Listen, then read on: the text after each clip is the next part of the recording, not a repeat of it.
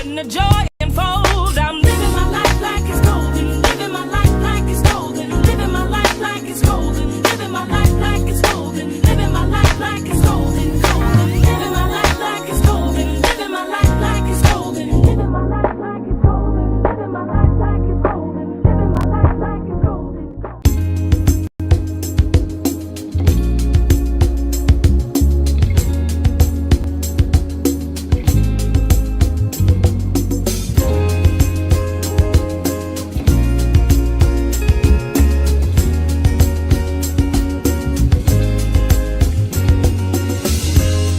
It's simple. Thank you for joining us for Weekdays Live with Reverend Al Sharpton. Take the time to share this broadcast right now. Tell your friends it's time to keep it real with Reverend Al. Comment your questions now in the chat or call Reverend Al Sharpton directly on air at 877-532-5797. Now stay tuned for Reverend Al. This is Reverend Al Sharpton. As you watch the broadcast, support National Action Network. Go to www.nationalactionnetwork.net and be involved. You can join, take your membership right online, www.nationalactionnetwork.net. Getting ready to start the program, but we need you to be part of the movement.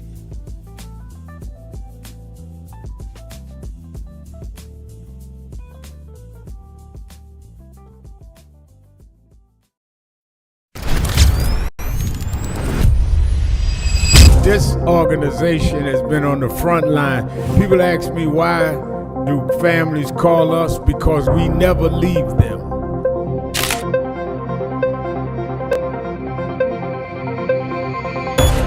No justice. No justice. What do we want? What do we want? What do we want? When do we want it? When do we want it? When do we want it?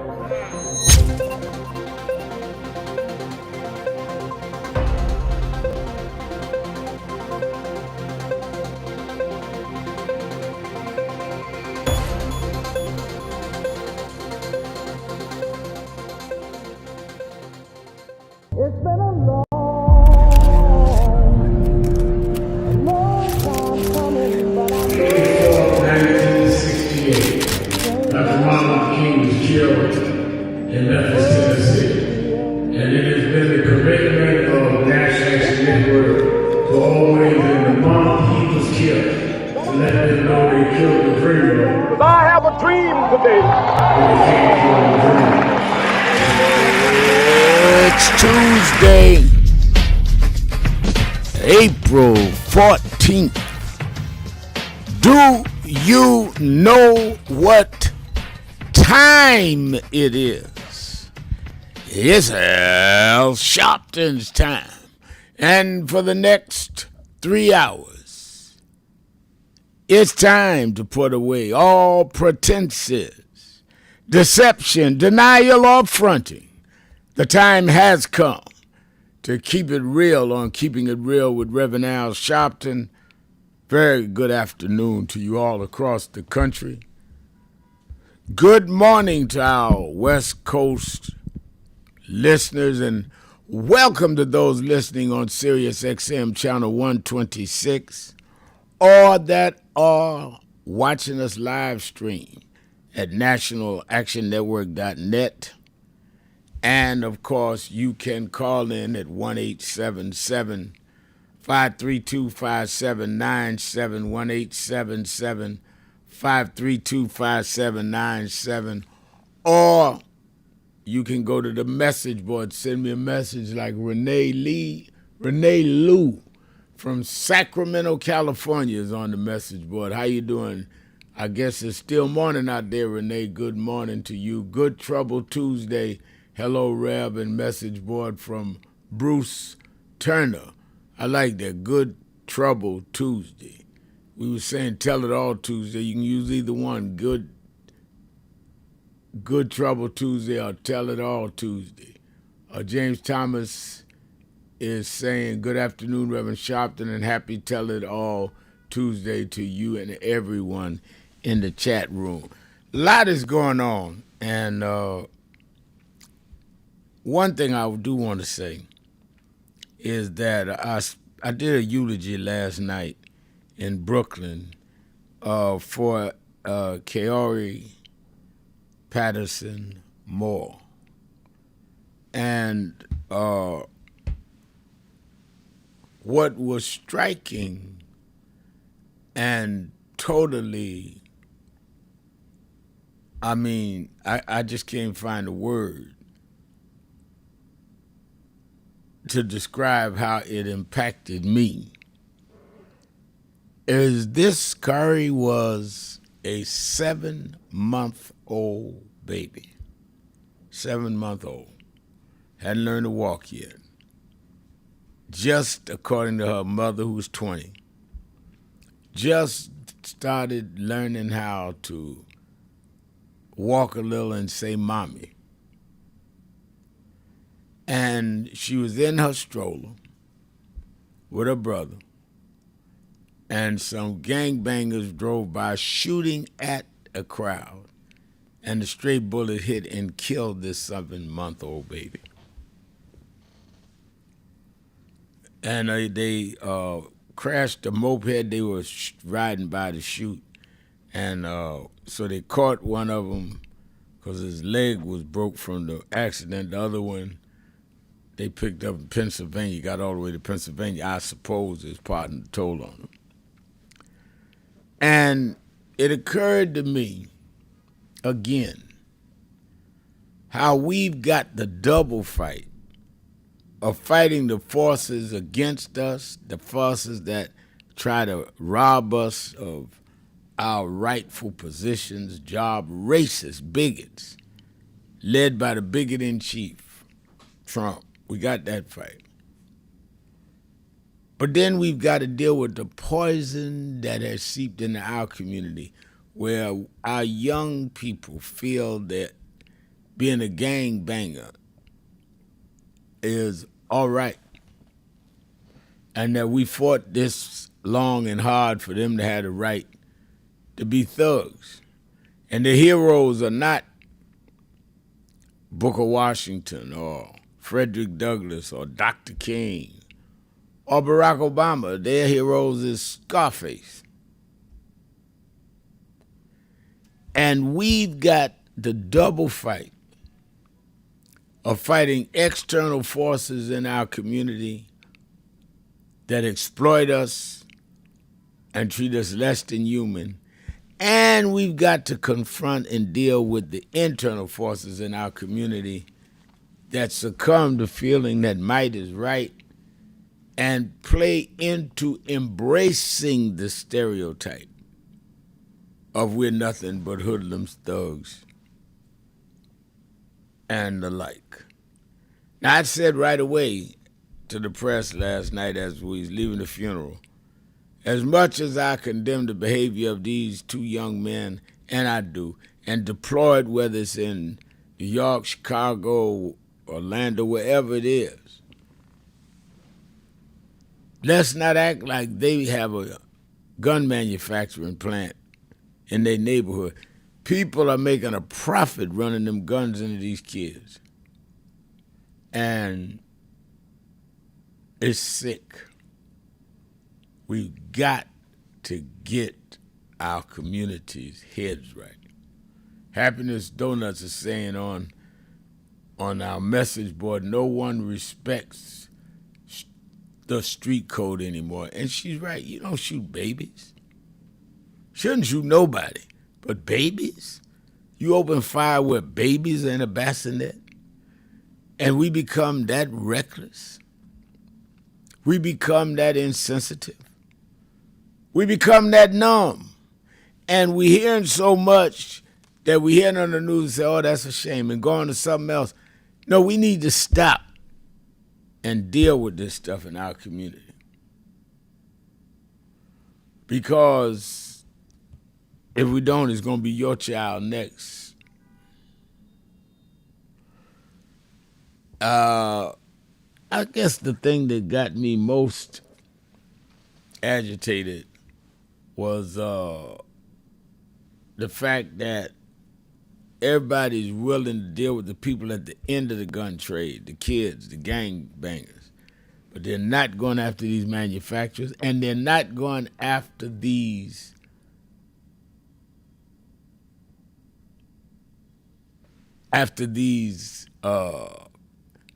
people that can bend the law so they can do these big gun sales in the name of we have the right to protect ourselves.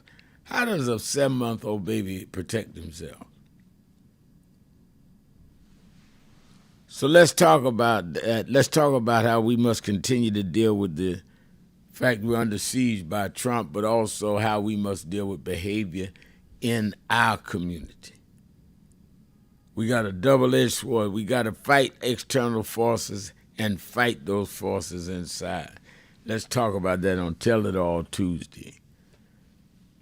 We also see 2 members of Congress, Gonzalez and Swalwell, are resigning because of accusations of sexual misconduct. And I think they should resign if they did. Another young lady came out today on Swalwell and said he drugged her and raped her.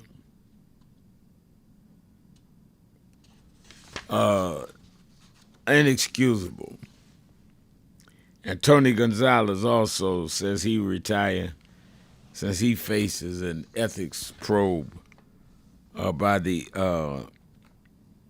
House Ethics Committee. I just don't understand. If you know you're in a position of power and influence, wouldn't that make you understand that you cannot fall to your weaknesses, or you shouldn't run for office?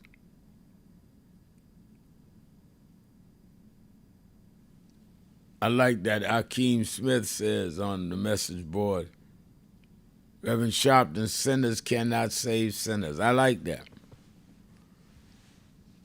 I think people that are in touch with another kind of spirit, with the boundaries of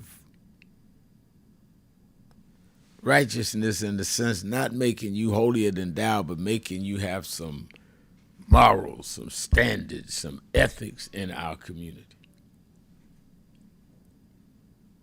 And that's what we need to do. We need to get our community back to where there's standards and where we hold up something.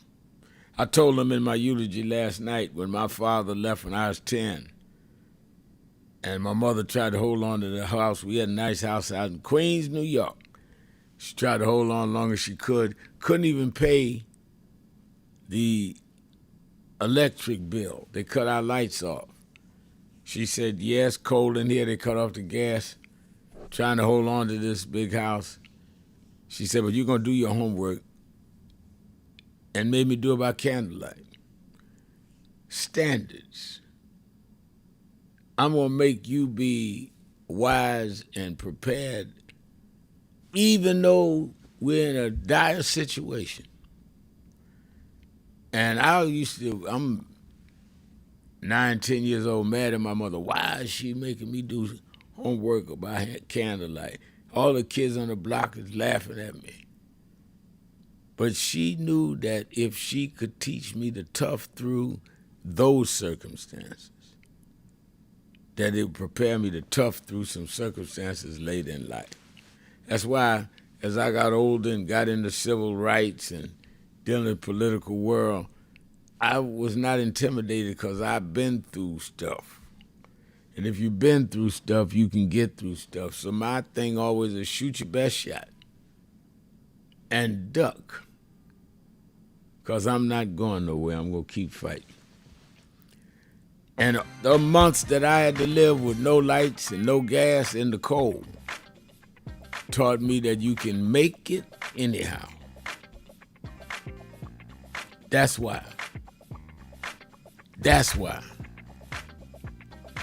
That is why I'm telling people we cannot turn back. We got to keep moving. Let's take a break. I'm opening up the phones. It's Tell It All Tuesday. 1-877-532-5797. Jesse Johnson said, Reverend Al, we just got out and vote This Is Life is on the line. You have choices. You want to stay here or you want to move what God sends you to do. That's the choices, Jesse. Let's take a break. Be right back. Keeping it real. Keeping it real. Sharpton. Be right back.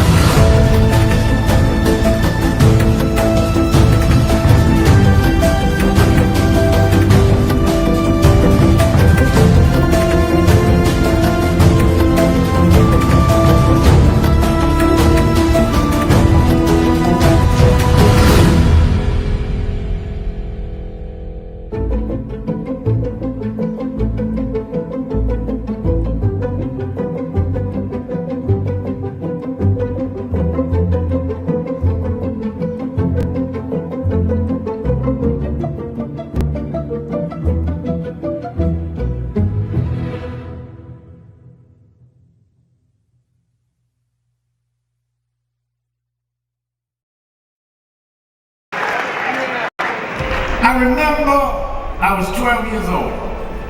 I was a boy preacher in the Church of God in Christ. Bishop Sheard knew my bishop, Bishop Washington. Bishop Washington, my mother was concerned I was getting into politics. They brought us to Reverend William Jones. His daughter's traveling with us. And Reverend Jones introduced me to Jesse Jackson. I became his youth director in New York at 13. I liked Reverend Jackson because he was a little hipper than the older preachers. He was 27, I was 13 by the time I became youth director. So he was like a father figure to me. When I got about 40, he said, quit calling me father, call me big brother. We went to the car center. And James Meeks and Jesse Jr. and I had dinner with him that night. And that's where he said to us, Al, Meeks, Jesse Jr., y'all are my disciples. And we said, disciples? And for years we joked each other. I'd come in the room and Junior said, here's disciple number one. But discipleship meant you carried forth the vision. The next day, he took me on the ferry to Goree Island, Mrs. Jackson. On Goree Island, he showed me where the slave camps were. And I will never forget, he said, Al, you see what that artifact is? I said, what's that? He said, they call it the door of no return. When you go through that door, you either made it to America to slavery, or you died in the Atlantic. The door of no return. But I talked to him about 3 years ago, and I reminded him, I said, remember when you brought me to the door of no return? He said, yeah. I said, well, we did return. We returned the President of the United States, Barack Obama. We returned the Vice President, Kamala Harris. We returned with businessmen. They thought they sent us as slaves. We came back as global liberators. The problem is that too many of us did not join the movements that sponsored us. And there was a breakout in 2024 called Negro Amnesia, where you forgot where you came from and forgot how you got where you got. Therefore, they're trying to take back everything you had.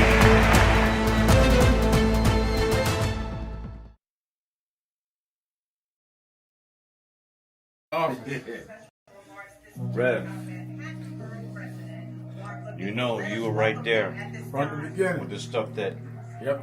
was going on in Brooklyn at Yeah. that time, at Yeah. Howard Beach. You were right there. He had in one of the early movies, he had my name. Then he put me in Malcolm, but I wasn't even old enough to know Malcolm. We've been through it all. For those who see Malcolm X, it's 3 hours. But fast forward to the scene yourself, Yep. Bobby Seale. Right. Bobby Seale, Denzel, and me. Yeah. Denzel was on the set. Now let me ask a question. Yep. What was your weight on that scene? Probably about 270. I was bigger then. Yeah. Still had the hair, And man. you had the head on. Yeah, it was. Denzel, Denzel. yourself, and Bobby Seale. Yeah, all in one scene. And also, there was no cut, so we went like this. That's right. That's right. That's right. Yeah. Only Spike could have done that. It's my brother right here. My baby. Brooklyn's in the house. Yes, sir. Brooklyn's in the house. BK.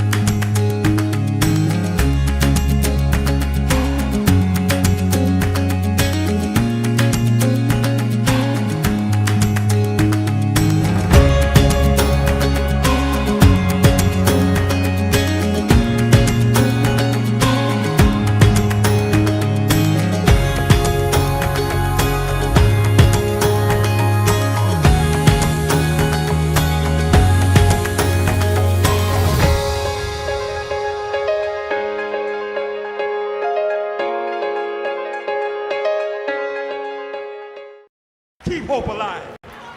Keep hope alive. Keep hope alive on tomorrow night and beyond. Young America, hold your head high now. We can win. You must never stop dreaming. Face reality, yes, but don't stop with the way things are. Dream of things as they ought to be. Dream. Face pain, but love, hope, faith, and dreams will help you rise above the pain. Use hope and imagination as weapons of survival and progress, but you keep on dreaming, young America. Dream of peace. Peace is rational and reasonable. War is irrational in this age and unwinnable. Dream of teachers who teach for life and not for living. Dream of doctors who are concerned more about public health than private wealth. Dream of lawyers more concerned about justice and the judgeship. Dream of preachers who are concerned more about prophecy than profiteering. Dream on the high road with sound values. You must never surrender to inequality.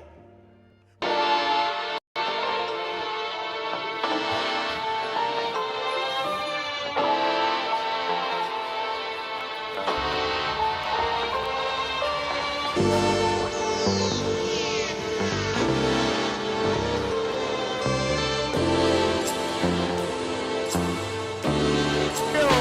it real.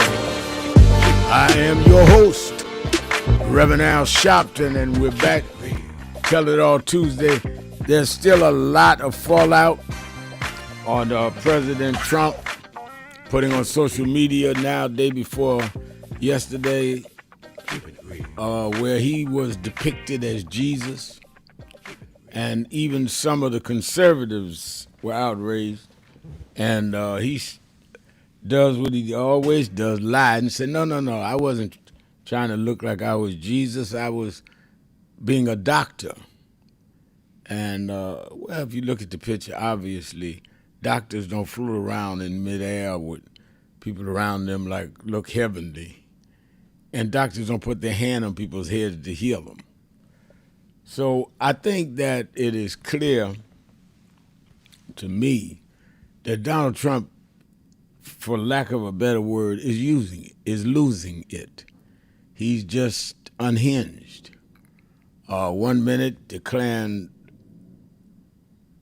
some kind of military action in Iran, and the next minute saying that they want to talk. 1 minute you Jesus, the next minute you something else. And I'm hearing from people that I know in media circles that even some of the Republicans are beginning to wonder about his stability. Well, I think that it is absolutely, unequivocally a concern, and we need to keep concerned. All right, let's go to the phones. Let's start with the mayor, Mayor Rodney Jones in Queens, New York, Queensbridge houses. Rodney. Good afternoon, my shepherd. How are you? Good afternoon. Yes, I want to talk about this DOJ and the NFL issue. Now, they brought up this thing that they're going to investigate NFL about these streaming or this investigation like antitrust. But I think it goes deeper. Trump always had an issue with the NFL going back to the 1980s. When the NFL owners, Al Davis, owner of the Raiders, Lamar Hunt, owner of the Chiefs, Art Rudy, owner of the Steelers, other owners said, no, we're not selling you a team. So he created the USFL. His first draft pick was Herschel Walker. Right. Fast forward, taking a knee, Colin Kaepernick. He told the owners, you better tell your players not to take a knee. And a lot of NFL owners who are Republicans capitulated and told their players, don't take a knee. Now, say if all the NFL players took a knee, who's playing? The NFL players capitulated, and I thought it was a weak move. I was pissed off about that. But then now you have this AG in Florida with this DEI nonsense. Right. This DEI nonsense. Now you have 32 NFL teams. There's only 3 black head coaches. What are you talking about? So no black owners. And no black owners. Exactly. And you have 3 NFL teams in Miami. It's Florida. Miami Dolphins, Jacksonville Jaguars, Tampa Bay Buccaneers. So what if all NFL teams would relocate out of the state of Florida? Those economies in them 3 cities would be destroyed. Yeah. No, I think your point is right. No, your point is right. Yeah. They need them for the economy. But here's what's so egregious about it, which is why as we go on this tour dealing with making sure we get the vote out so we can bring DEI in again, is that if you look at the teams, the 3 teams you mentioned in Florida, or teams anywhere, they get those cities and counties to invest money to build the stadiums. That's the trade. If we come in, y'all help build a stadium, and we'll be bringing millions of dollars of tourists to your town. But the tax dollars that they get to build a stadium comes from black and brown people as well as white. So how are you going to not make sure that we enjoy some of what we invested in? These people don't spend their money. They get those counties and municipalities to put up the money. Bring me a stadium. That's right. Because it'll bring tourists to my town. Yeah, but you got to also make Exactly. sure that the taxpayers and the tax base is represented across the board. You're absolutely right Exactly, on that. Rev. The mathematics. Do the math, Rev. Thank you, my shepherd. All God right, bless. thank you for calling. Let me All go right. to Tony in Brooklyn, New York. Tony. Yes, I'm here. How you doing, Al Sharpton? I'm My fine. point is, we was at your network a couple weeks ago, and there was a young gentleman speaking about, the Democrats, Republicans, and he spoke very good about the recreation, whatever Al Green, whatever his name is, was talking about, and a lot of people in your organization didn't like that, and you called him an agent. Ain't you an agent yourself for the Democratic Party? You always have No, an answer for the I Democrats. support. No, that's not true. You are. I support. That I is true. You support. are Wait a agent minute. for the First of all, the reason I said that the guy either was misinformed or an agent is he said that he wanted to see reparations and that we should not vote until we get reparations. And I said that how are you going to get reparations if you don't have the people in office that vote to give it to us? Because it comes, you want the government to pay reparations, you want to pay reparations yourself. That's not reparations. Secondly, if I have a choice between a Republican and a Democrat stands on issues maybe 70% of the time, and the Republican is not with me at all, I'm not an agent for them. I'm using my agency to support myself. So all of this illogic and stupidity that we ought to support Republicans who are against us, who is in the DEI, against affirmative action, trying to do kill the Voting Rights Act, to act like we independent. That's not independent. Independence means you make the choices of who chooses you. So if you're going to quote me correctly. Yes, he is misinformed or he's an agent. Because why would he stand up and say something that makes absolutely no sense? How do you want reparations but you telling people to don't vote when you have everybody from John Conyers to Sheila Jackson Lee bring up the reparations bill in Congress to get voted? And both of them were Democrats. And every Republican has voted against it. So now who's the agent? Can I speak now? No, you can Now, answer before what you I go, asked you. I answered your question. Answer mine. Who's the agent? You are. You are the agent. Oh, okay. Well, then you just having fun with yourself. Because I just answered everything you said. You can't. If you're going to tell me that somebody tell people don't vote, want reparations, makes sense to you, that makes sense to you. We all know that. No. Answer the question. Let's go to the next call. Being assigned to call here, brother. You see the problem y'all got is that y'all think that I am going to not answer you. I'm going to answer you because I want other people to understand y'all are saying things that does not make sense. You cannot get reparations without getting people in power that will vote and say let's grant reparations. 2 weeks ago, I went in front of the United Nations with the president of Ghana demanding reparations be voted on, and we won the vote.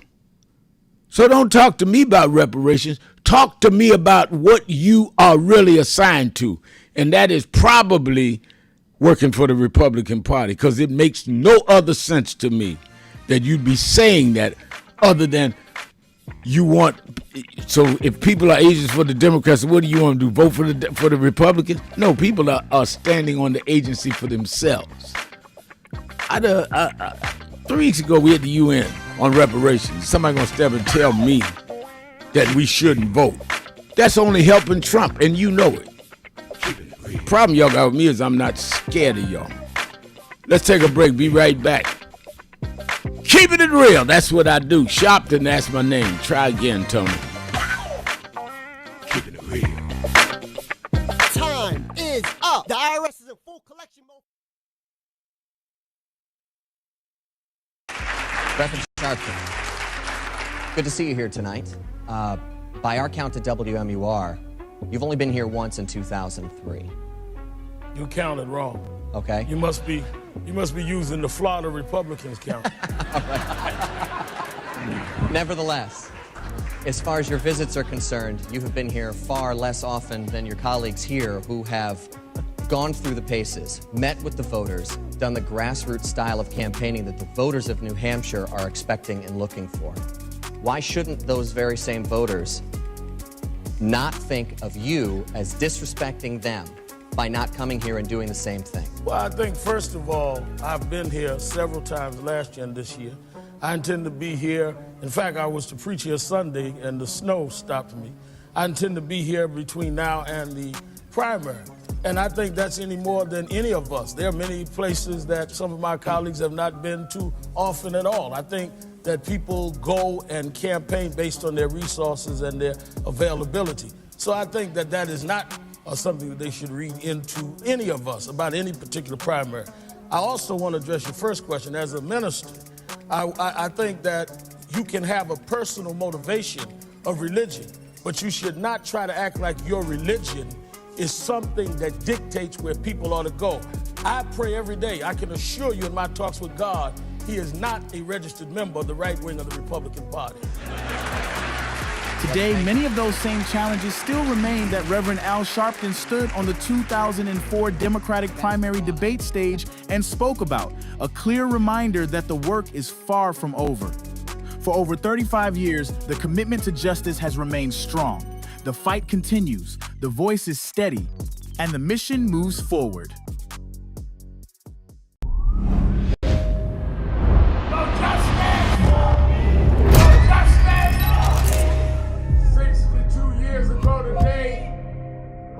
March in Washington. 62 years later, the dream is not dead.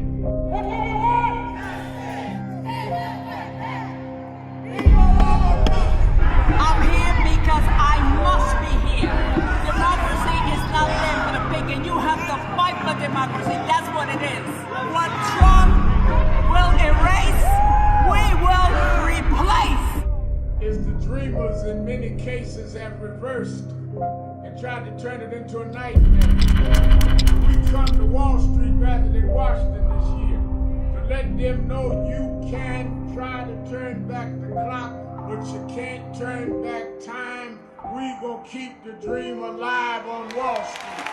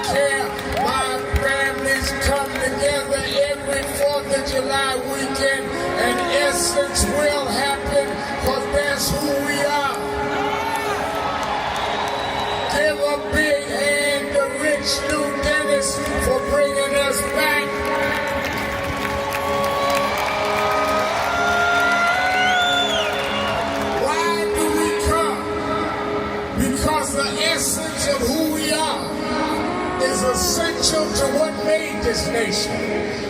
We built this nation. We made this nation. We created the essential dollars that this nation lives off of. We don't care what bill they pass. We will not back up. We will not back down. We will not give in. We will not be chased out.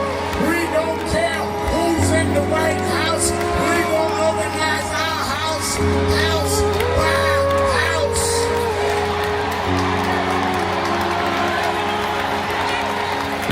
We came over the Middle Passage.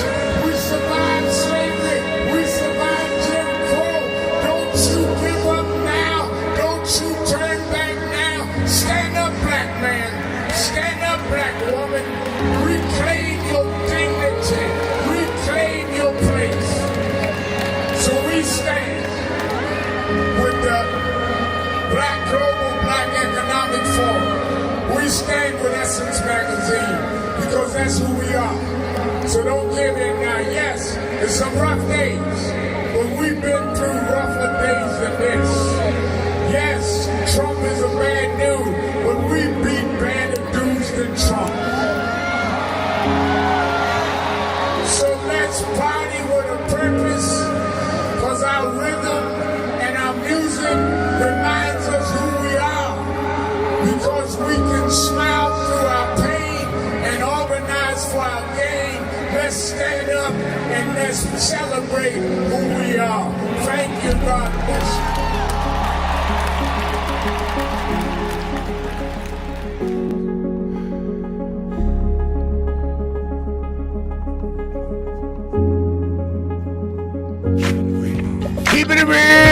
Keeping it real. I'm your host, Reverend Al Sharpton, and I'm back.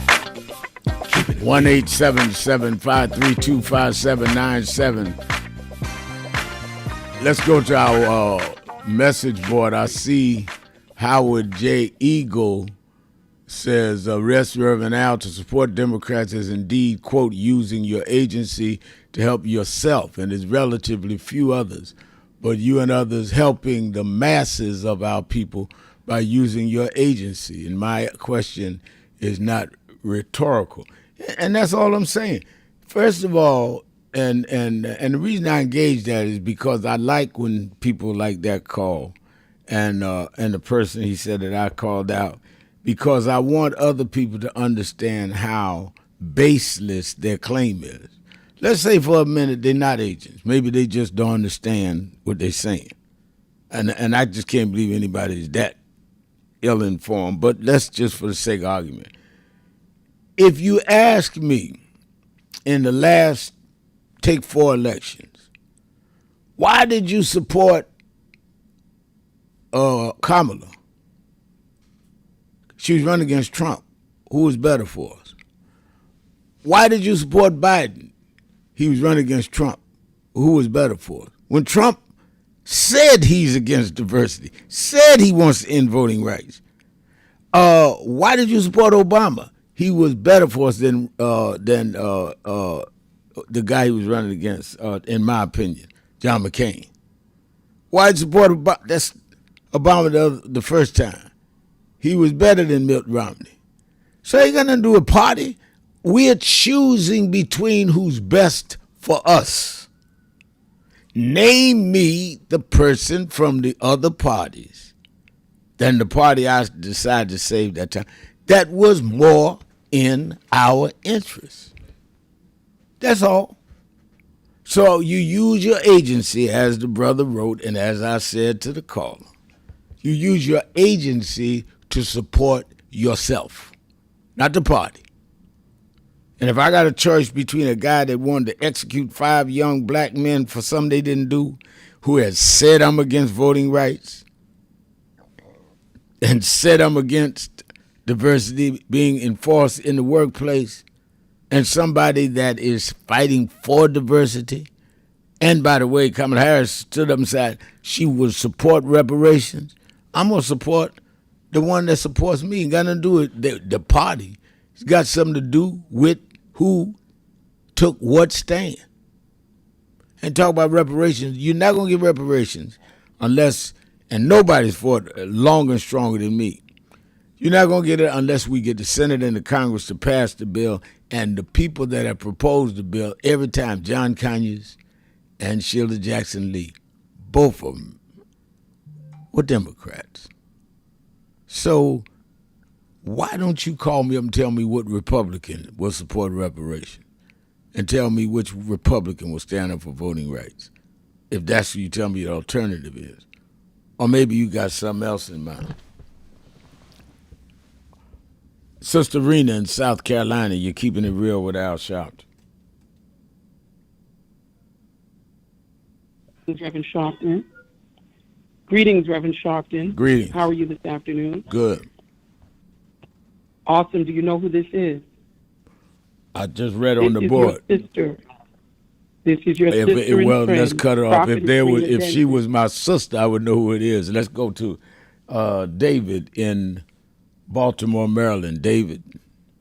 If somebody is my sister, they wouldn't have to call me on the radio. They would call my phone. So y'all don't get tricked by that. Go ahead, David. Oh, hey, Reverend. You know, I'm David from San Francisco. Yeah, I guess Baltimore. Well, they put up Baltimore. Okay, go ahead, David, from San Francisco. Yeah. Well, you know, there were two different things I was going to raise. One is, you know, Trump is devaluing the money, you know, so significantly, not just in America, but around the world. And there was a famous time when Germany, after World War I, their money became so worthless. It was like Confederate money. You know, it was they had to have wheelbarrows full of money to buy a loaf of bread. Wheelbarrows. Can you imagine the printing cost of bills? And they had to have wheelbarrows full of that just to get a loaf of bread. And so Trump is aiming for that. Mm-hmm. So we've got to figure out we got to have a fallback economy when, you know, things hit the fan. And, you know, Howard Zinn and Ralph Nader and many other people have pushed the idea of local currencies. You know, you find a local hero for a town and, you know, start printing them out and getting something in circulation so people can get a project done.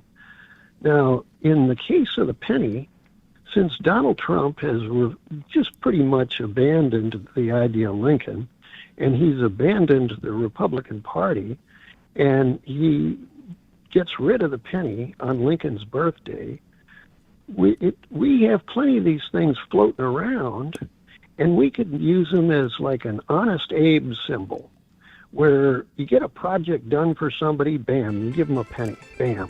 And it's not the dollar value, it's the symbol that you got a project done.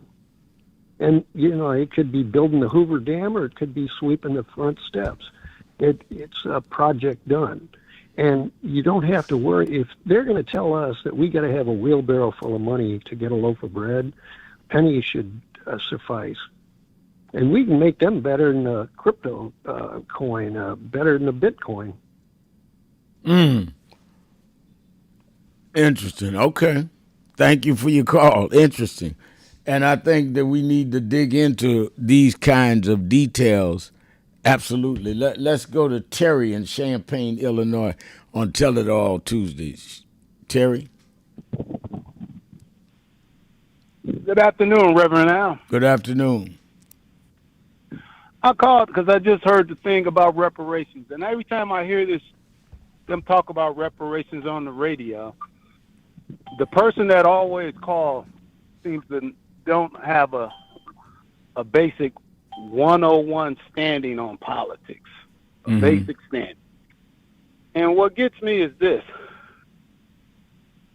Everything you said, as always, I agree 100% with you. But I would like to say this, for the person who don't understand, for you to get reparations, and this is no guarantee, you got to have 3 branches of the government. Right. And there's no guarantee you still going to get it. That's right. Why not just vote in this midterm, try to get these people out of there, come 2028, get Trump out of there, and then you may have a chance at it. But if you get on here, I seen that video where the guy was talking about reparations. He sounds stupid to me. Like you said, the lack of a better word, he wasn't making any sense when I saw that video and he was in there. I was just like, that was just embarrassing for himself.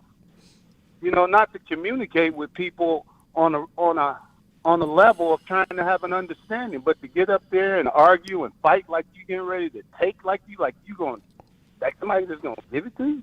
It don't work that way. Yeah, and I don't think that, again, and maybe I'm being too hard, I don't think that they intend for it to work. I think that they're trying to, it's funny, in between election times, Terry, we don't never hear from these people.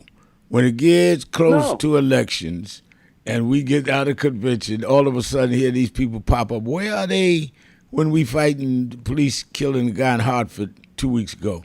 Where were they then? Right. I mean, so I'm not the smartest guy in the world, but I ain't stupid either. It's always strategic when they always come up. These are the same people that raised just enough sand to hurt Kamala last time, and they can never answer the question.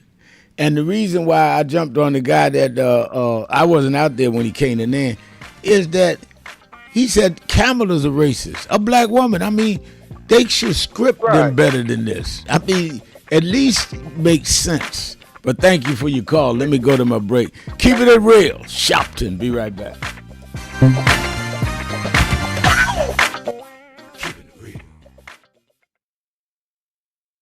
Letting the joy unfold. I'm living my life like it's golden. Living my life like it's golden. Living my life like it's golden. Living my life like it's golden. Living my life like it's golden. Golden. Living my life like it's golden. Living my life like it's golden. Living my life like it's golden. Living my life like it's golden. Living my life like it's golden.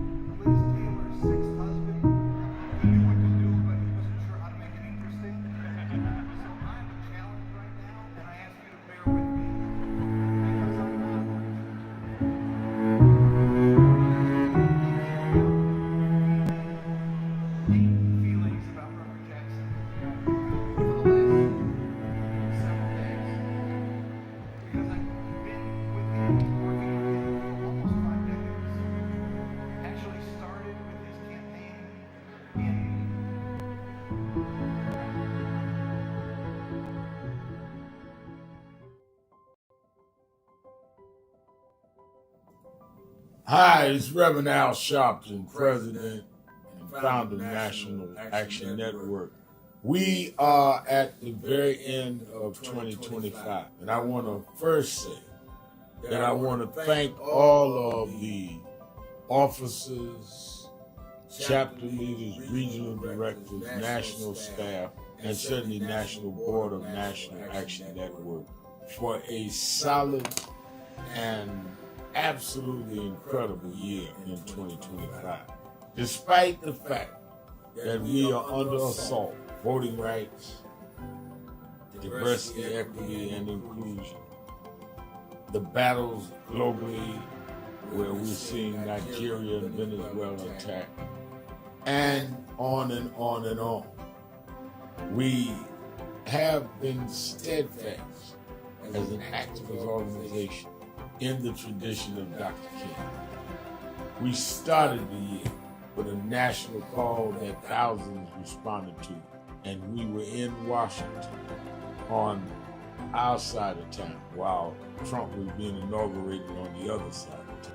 And we made a pledge. We told people to lift their hand and make the pledge, and we kept that pledge. to work all year to keep the dream alive. And that led into when Trump went after DEI. We supported some that were boycotting, and we started boycotting, something that had never happened. We said we're going to go buy from those that have committed to keep DEI, and went in several cities around Costco's and Sharpton. We've now bought stock in other companies. We're going to shareholder meeting and demand they continue DEI. We've had a sensational national action network convention covering the span of activity, from political empowerment to education, to how we deal with the black church, how we deal with black women development that has to deal with both discrimination based on gender and race. And of course, we came to Wall Street by the thousands and marched in late summer on the anniversary of the March on Washington. And people thought you could not get people out, and they came from all over the country. And we marched on Wall Street and had an enormous turnout. The only mass black march, black-led march this year. We had a lot of protests, a lot of marches. I salute all No Kings marches and all. But the black organization march, it welcomed everybody. We had white, black, everybody there. Was our march on Wall Street in August. And then our Triumph Award and on into our fall agenda of organizing, mobilizing. We've expanded. We've started chapters in about 12 new cities. So I am proud of what we've done this year, but it's only the beginning, because our very rights are under attack, and they're not even being quiet about it. They want to revoke the Voting Rights Act. Section 2 may fall with this agreement. They want to end the Civil Rights Act of 64. That's what the end of DEI is about. So let us be more alert and active than ever. History will decide whether the civil rights gains of the 50s and 60s died in the 2020s. That's on your watch and mine. So if we've got to march, we have to protest, we have to lobby, and we have to rally, whatever we need to do, we need to put our shoulder to the wheel more than ever. I'm going to lay out a plan on King Day, both in Harlem at our annual event and in Washington at our annual Martin Luther King Day breakfast that we do in D.C. We do 2 cities that day. And then, of course, all roads lead to New York to paper for our convention.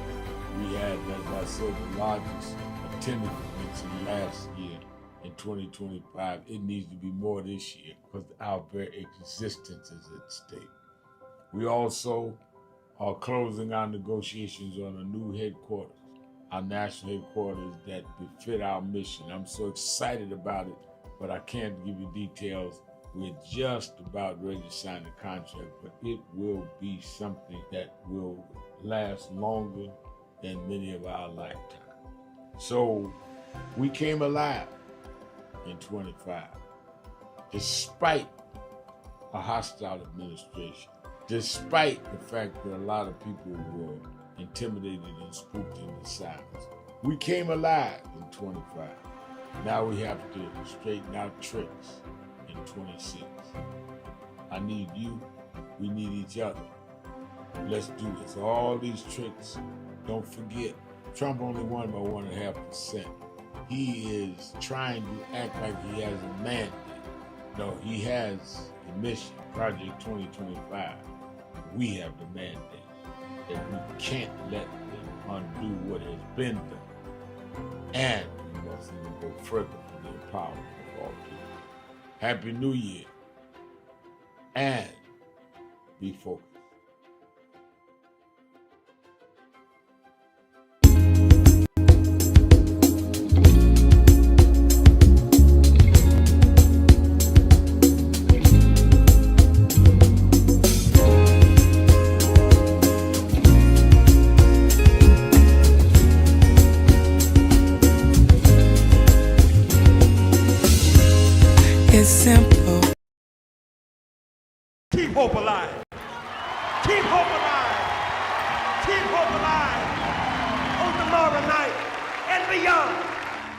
Young America, hold your head high now. We can win. You must never stop dreaming. Face reality, yes, but don't stop with the way things are. Dream of things as they ought to be. Dream. Face pain, but love, hope, faith, and dreams will help you rise above the pain. Use hope and imagination as weapons of survival and progress, but you keep on dreaming, young America. Dream of peace. Peace is rational and reasonable. War is irrational in this age and unwinnable. Dream of teachers who teach for life and not for living. Dream of doctors who are concerned more about public health than private wealth. Dream of lawyers more concerned about justice and the judgeship. Dream of preachers who are concerned more about prophecy than profiteering. Dream on the high road with sound values. You must never surrender to inequality. That I want to end. He talked about the dry bones in the valley. Don't take that. The only reason that the wind could blow life into the bones is because at some point they had to be connected. If the wind had blown into a disconnected body, it still wouldn't have worked. So before he prophesied to the wind, they had to first get the foot bone to connect to the ankle bone, and the ankle bone to the calf bone, and to the knee bone, and the knee bone to the thigh bone. If we are to prophesy to the wind, we must first connect this body.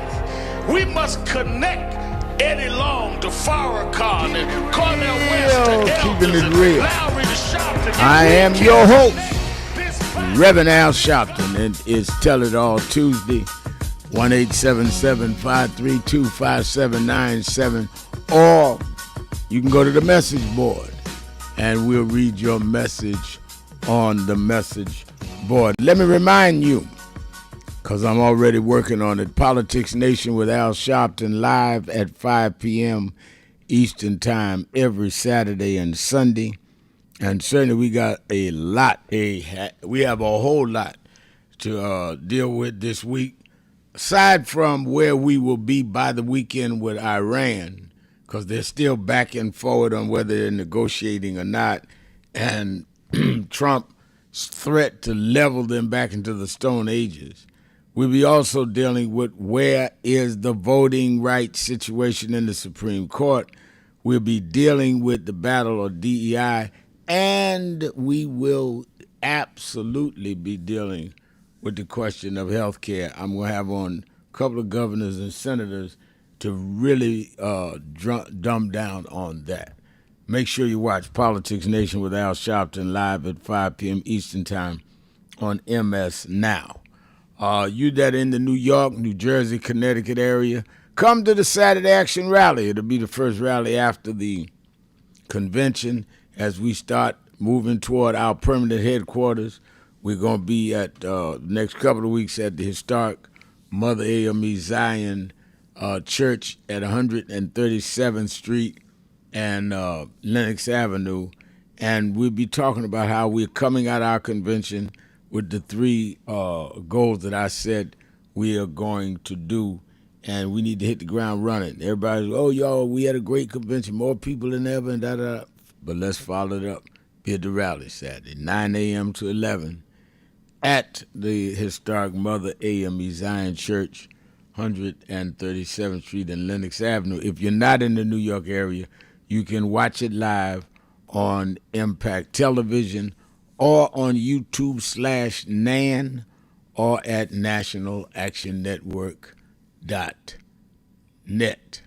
And let me go to the message board. I thought I saw Stovall.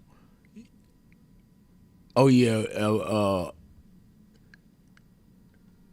Okay, no. I wanted the first one from Stovall.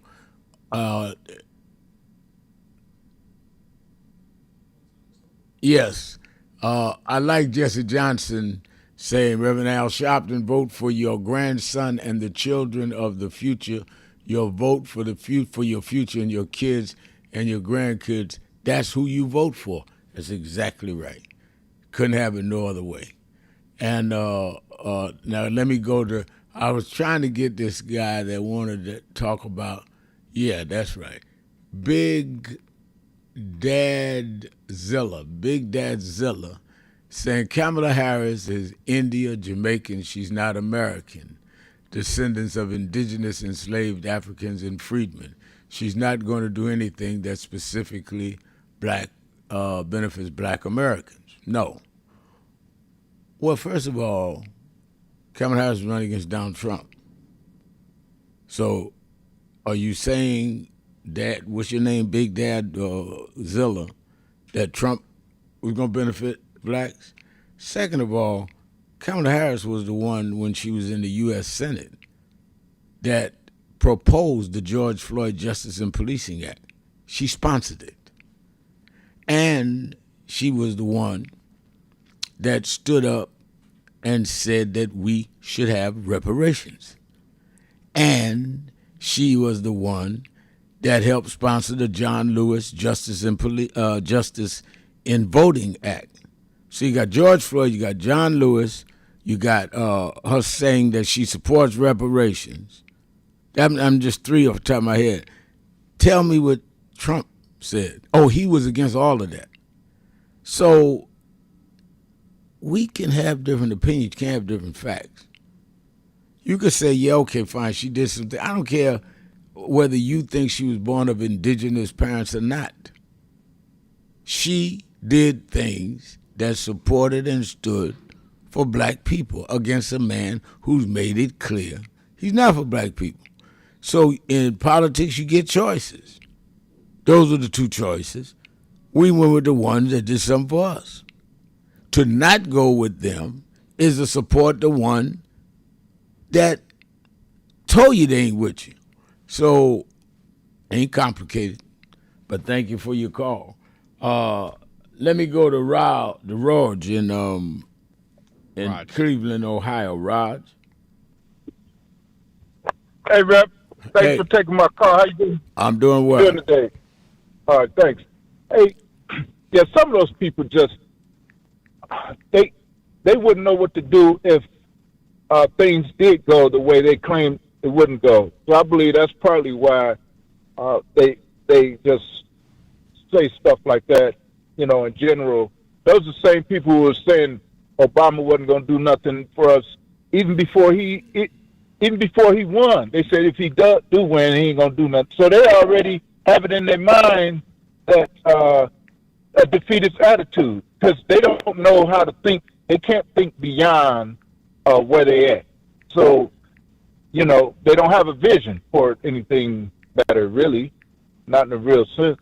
No, I think that you are right. I think, Raj, that a lot of them, thank you for your call, do have some kind of questions about self-confidence and a defeatist attitude. And they said that about Obama, and Obama came in and did the Affordable Care Act and did other things around voting and police reform. But they said he wasn't going to do nothing. He did. And he was elected and reelected. And he wasn't born with indigenous black American families. So, I mean, I think that some of us get cynical and self-doubting. And I think others of us are appointed to do damage. Because when you talk to some that really believe in what they're saying, they have an exchange of ideas. But when you talk to people that just gonna go just start throwing accusations and nonsense up against the wall, you know they under assignment. I've been here a long time. I know the difference. Thank you for your call. Let's go to Wale in Manhattan, New York. Wale. How you doing, Reverend Sharpton? I'm doing good. How you doing? Great. I saw what I could see of y'all. I gave every single one of you.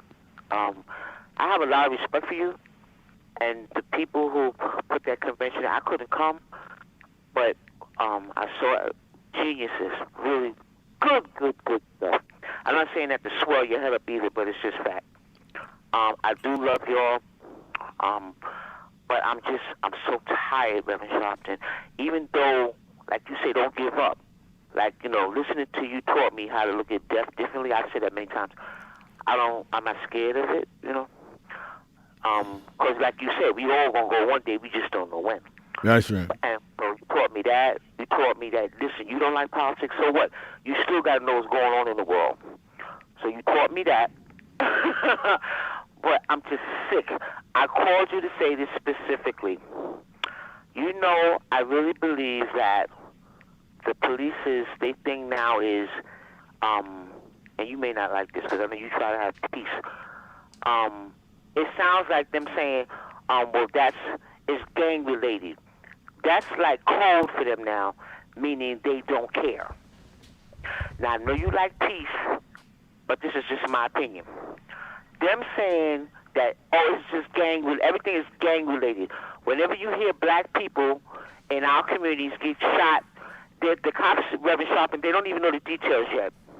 When that baby got shot, they didn't know the details. That's right. Right away, they said that they was aiming for the father.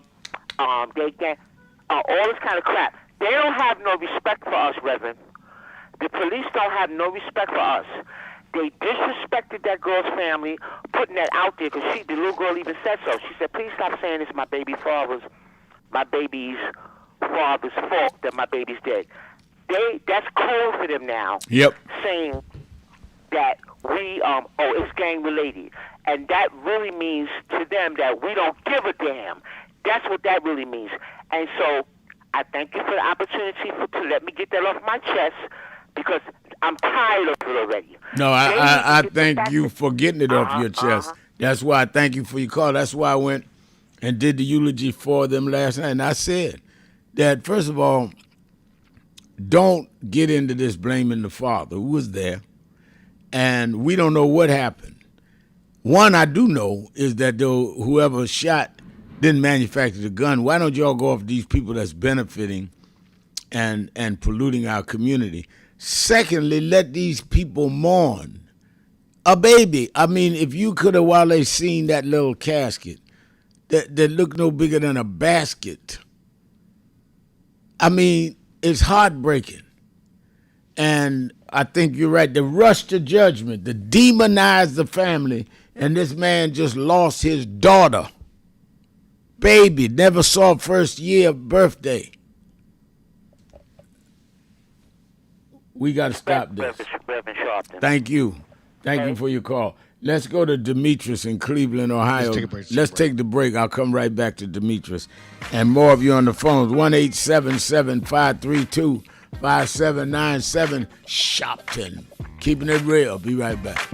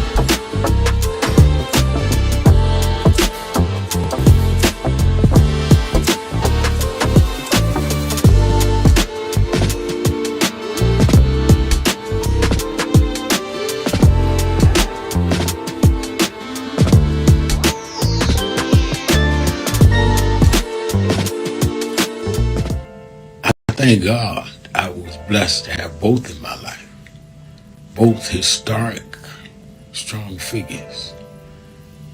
But if I misused them and listened to not only figures that are not as historic as them, but figures that had nothing to do with the calling and purpose of my life, I would live confused. I'd be double-minded. I'm clear. What I want you to do is be clear. Clear on who you are and why you are. And a lot of that will be exposed to you and others by who you are around. who you allow to enter your head. Keep people at a distance that only have a distant and unclear vision of who you are and who you are supposed to be. They could be your blood relatives, but they could not be the ones that accompany you toward what you ought to be about tonight. Everybody good to you and good for you. Everybody that makes you laugh sometimes end up making you a joke.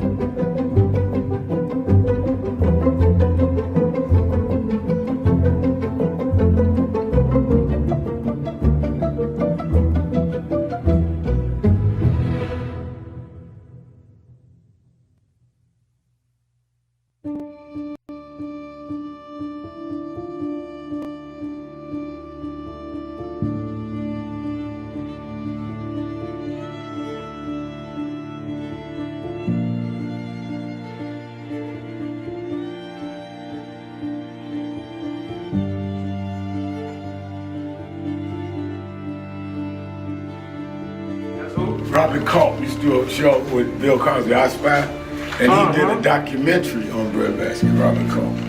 Oh, wow. You need to see that documentary. It's great. Absolutely. I lived this. I didn't read this. I lived it. I was there. You true to this? I'm true to this. Not new to this. I ain't new to this. Walter Paltrow, you see he was, Jack O'Dell was one of the guys that Kennedy warned Dr. King about. Say he was a communist. Okay, wow. Jack O'Dell and Stanley Levinson. And Reverend brought him in. Nobody else in the movement would deal with Jack. Reverend brought him in. Oh, yeah. Sure. Just us. Just us. But there's stories behind all of it. It didn't just happen.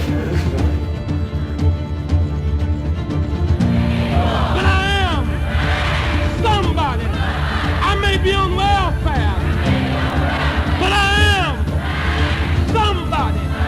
I may be in jail, but I am somebody. I may be uneducated, but I am somebody. Beautiful, crime. I must be respected. I must be protected. I am somebody. Come today. I see the Reverend Jesse Jackson is here. Lord, we thank you for the Reverend Jesse Jackson. I see the Honorable Maxine Waters is here. We thank you for Maxine Waters. You see the Reverend Al Sharpton is here. We thank you.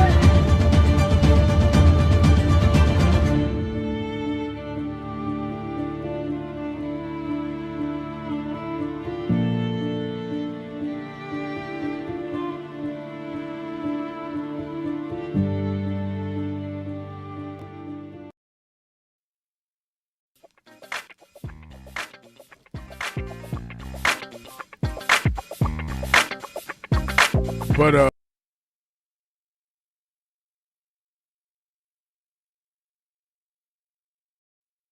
is real. I am your host, Reverend Al Sharpton, and we're back. 1-877-532-5797. 1-877-532-5797. And yeah, I wanted that one. Walter Coleman says on message board, Reverend Al, why do you call President Trump a racist and a bigot when he has a lot of black supporters? Well, the first people that called him a racist was the Justice Department under the Republicans when they cited him and his father for being prejudiced in how they did their rental housing. Justice Department under Republicans found him and said that. Secondly, when we had racial incidents in New York, he never took a position. And but when they falsely accused 5 young black and brown boys of raping a white woman in Central Park, he took out ads calling for them to get the death penalty when there wasn't even a death penalty in New York. Third is Donald Trump has said himself he's against affirmative action. He's against any form of diversity, equity, and inclusion. And he's trying to reverse any of that, saying that all of this has hurt white males, not black folks. So to me, if you walk like a duck, talk like a duck, and others say you are a duck, the Justice Department under Republicans, you a duck. That's why I call him a racist, because everything he has said and done has been the trappings of a racist. Now, there may be some black supporters.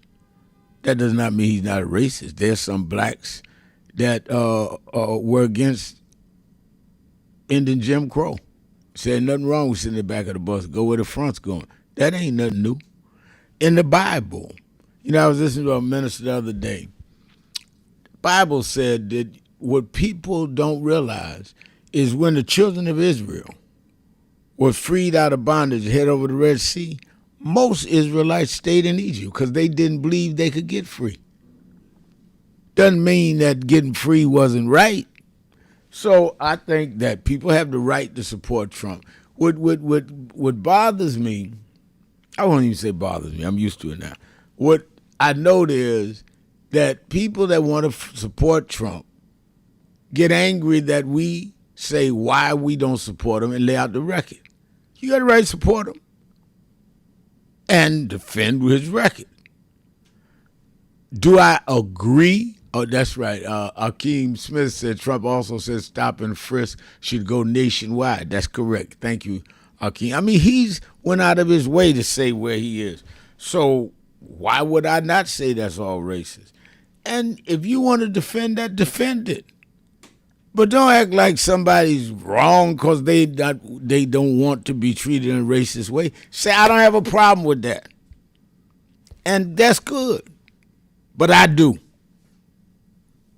And I'm going to keep saying I do. Let me go to Demetrius in Cleveland, Ohio. Demetrius. Yeah, thank you, Reverend Sharpton. Thank you. Yeah, it was good talking to you. Yeah, what you just spoke on, I feel like some people, they settle, for crumbs from the table and they happy, to be on second-class citizens. While we really should want equality, among all men in this country and around the world.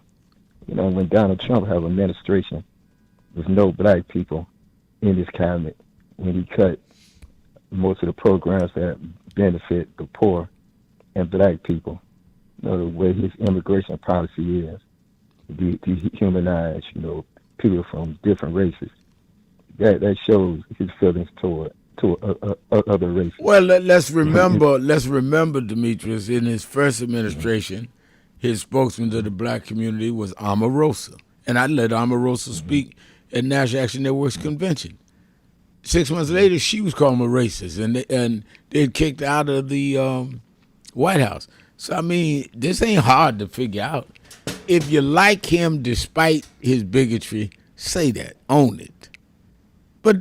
And that's fine. But don't get mad at those of us that do not like to deal with people that are against us. That's all I'm saying. Go ahead. Yeah, I agree.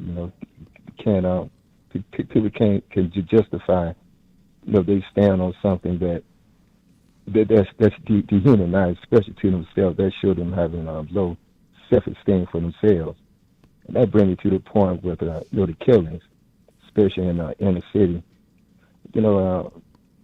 Some people have low self-esteem about themselves, so they don't have any feelings when they kill their own kind.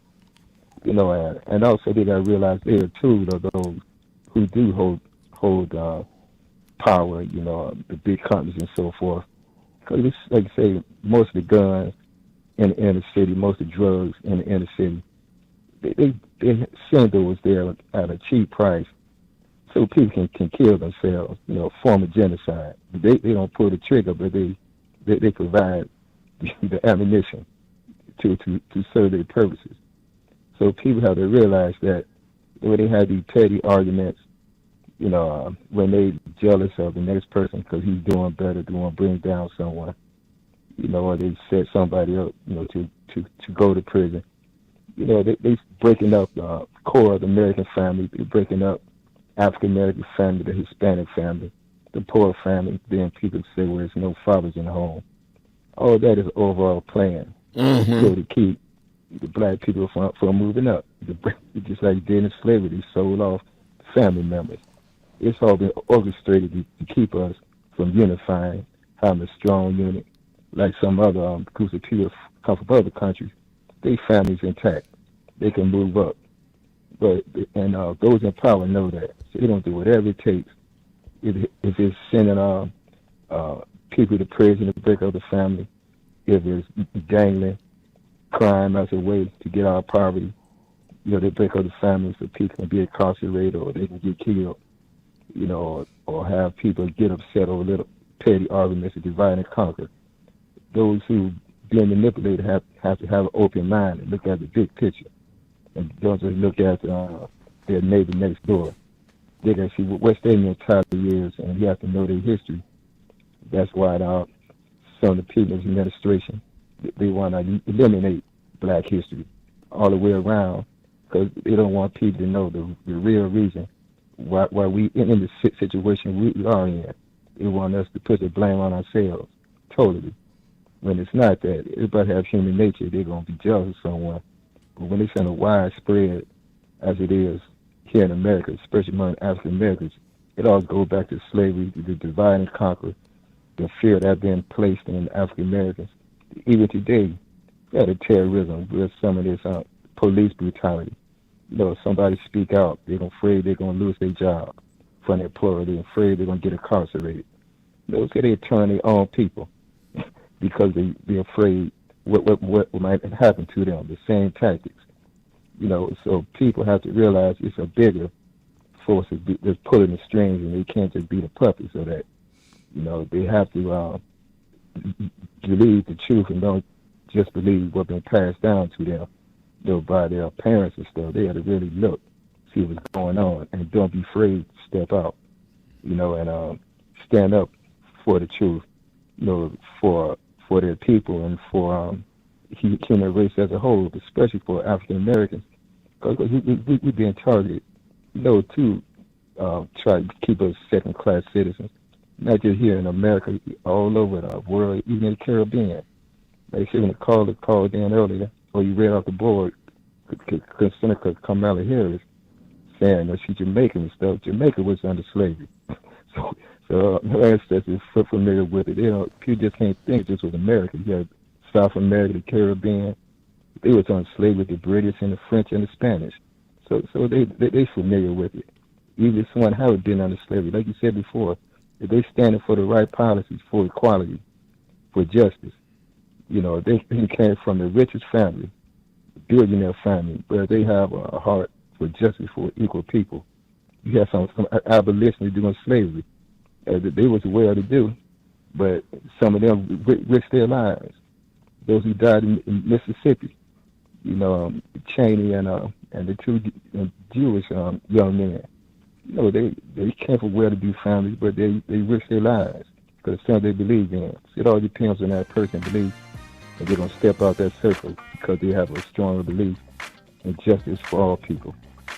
All right, thank you for all of that. I will go back to the phones right after these messages and to the message board. Keeping it real. Sharpton, be right back. Time is up. The IRS is in full collection mode for 2025. That I want to end. He talked about the dry bones in the valley. Go take it back. The only reason that the wind could blow life into the bones is because at some point they had to be connected. If the wind had blown into a disconnected body, it still wouldn't have worked. So before he prophesied to the wind, they had to first get the foot bone to connect to the ankle bone, and the ankle bone to the calf bone, and to the knee bone, and the knee bone to the thigh bone. If we are to prophesy to the wind, we must first connect this body. We must connect Eddie Long to Farrakhan and Cornel West to Elders and Lowry to Sharpton. If we can connect this body, then God will blow the breath of life into our community. But as long as we are disconnected, the wind can't blow because it's blowing on disconnected dry bones. But the good news is that we're the children of people that have been through worse than this, and we're still here.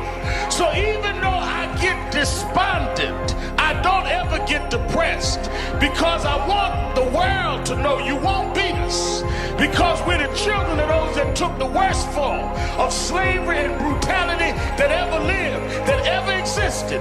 Our parents survived the Middle Passage. Only the strong got here, and then we lost our name, our culture, our religion, and we're still here. But you don't know who we are. We're the children of Chaka Zulu. We're the children of Mary McLeod Bethune. We're the children of Marcus Garvey. We're the children of Martin Luther King. We'll be here. We were first, and we'll be last. We know who we are.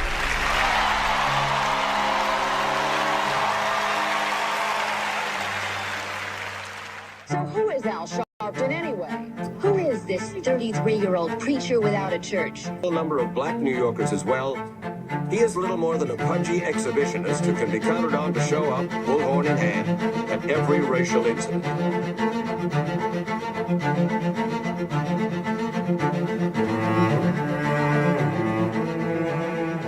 I often quote Mark Twain saying, the two most important moments in life is the moment you are born and the moment you find out why you were born. I had a very troubling conversation the other day that prompted me to do this little video. Young man that I've known a while came to me and he was crushed. I mean, really crushed, because people were criticizing his work. He's in the ministry, but he's also an actor. And he said he couldn't understand why people were jumping all over, criticizing him, trying to find scandalous and derogatory things about him.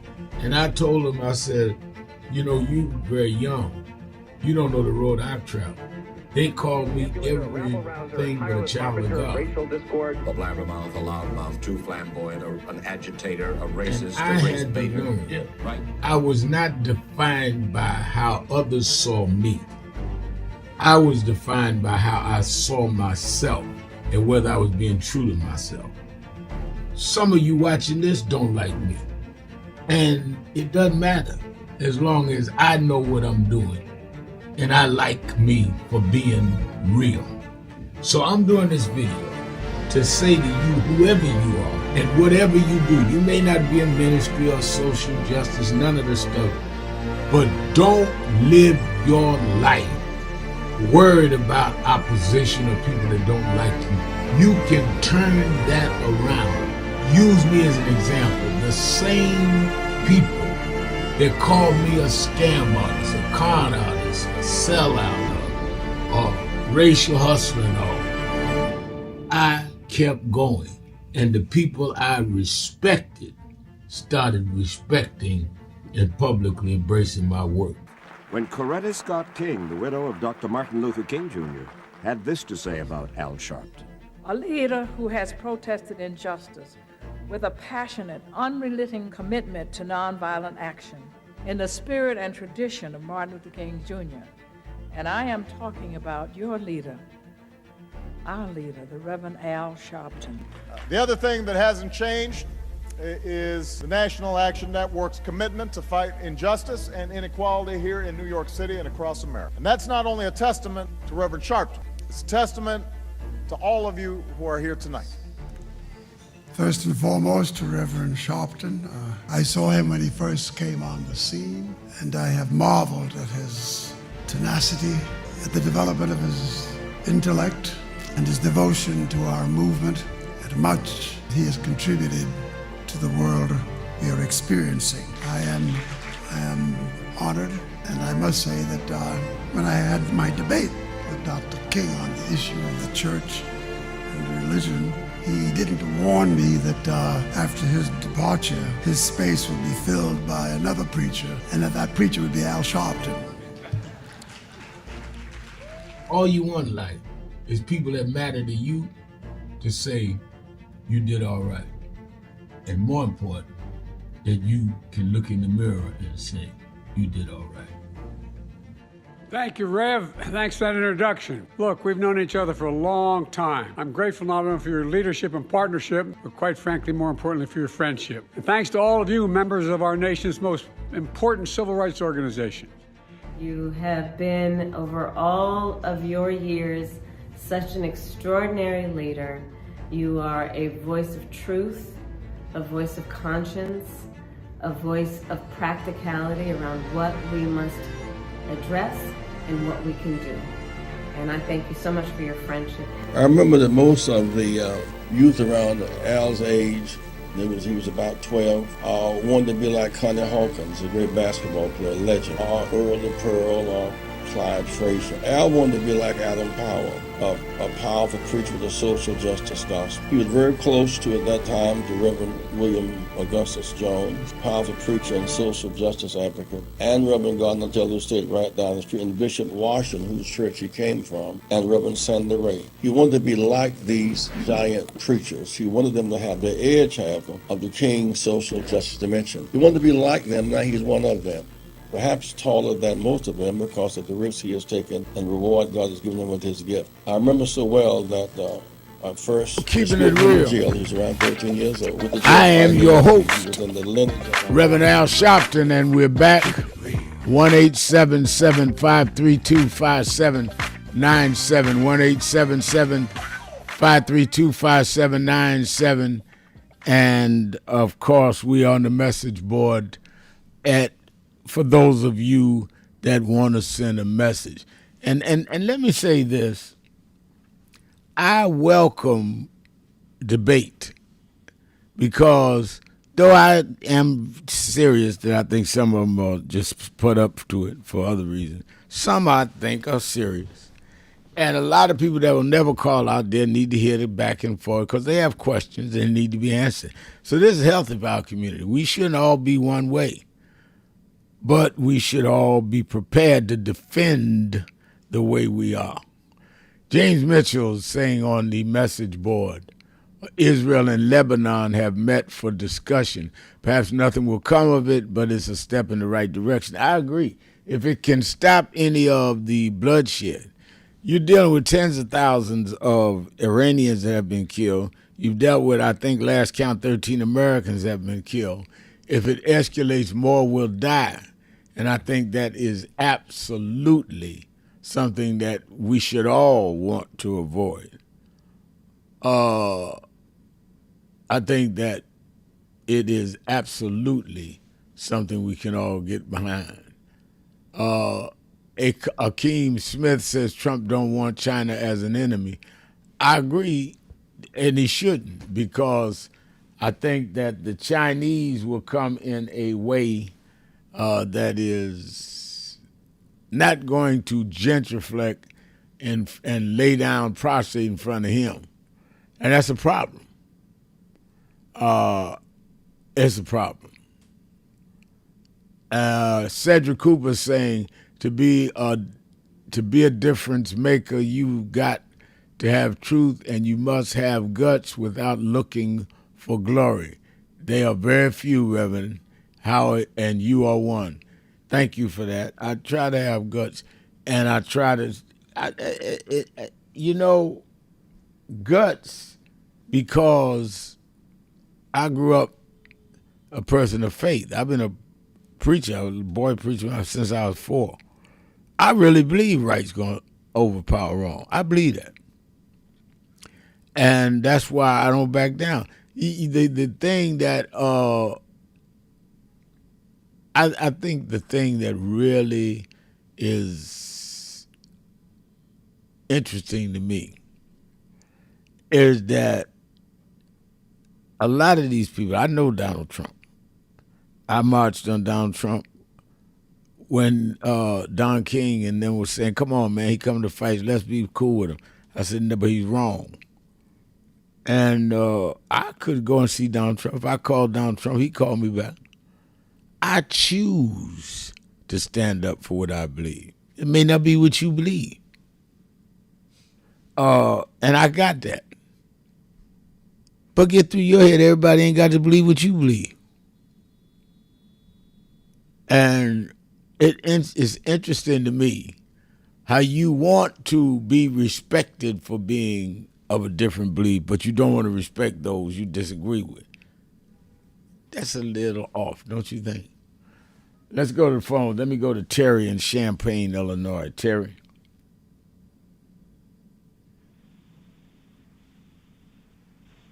Is Terry there? Oh, this is Ron. No. Hello? No, we're not going to do him. All right, let's go to Woody in Philadelphia, Pennsylvania. WURD, the word. Woody. Hey, Rev, how you doing, man? I'm doing very well. How you doing?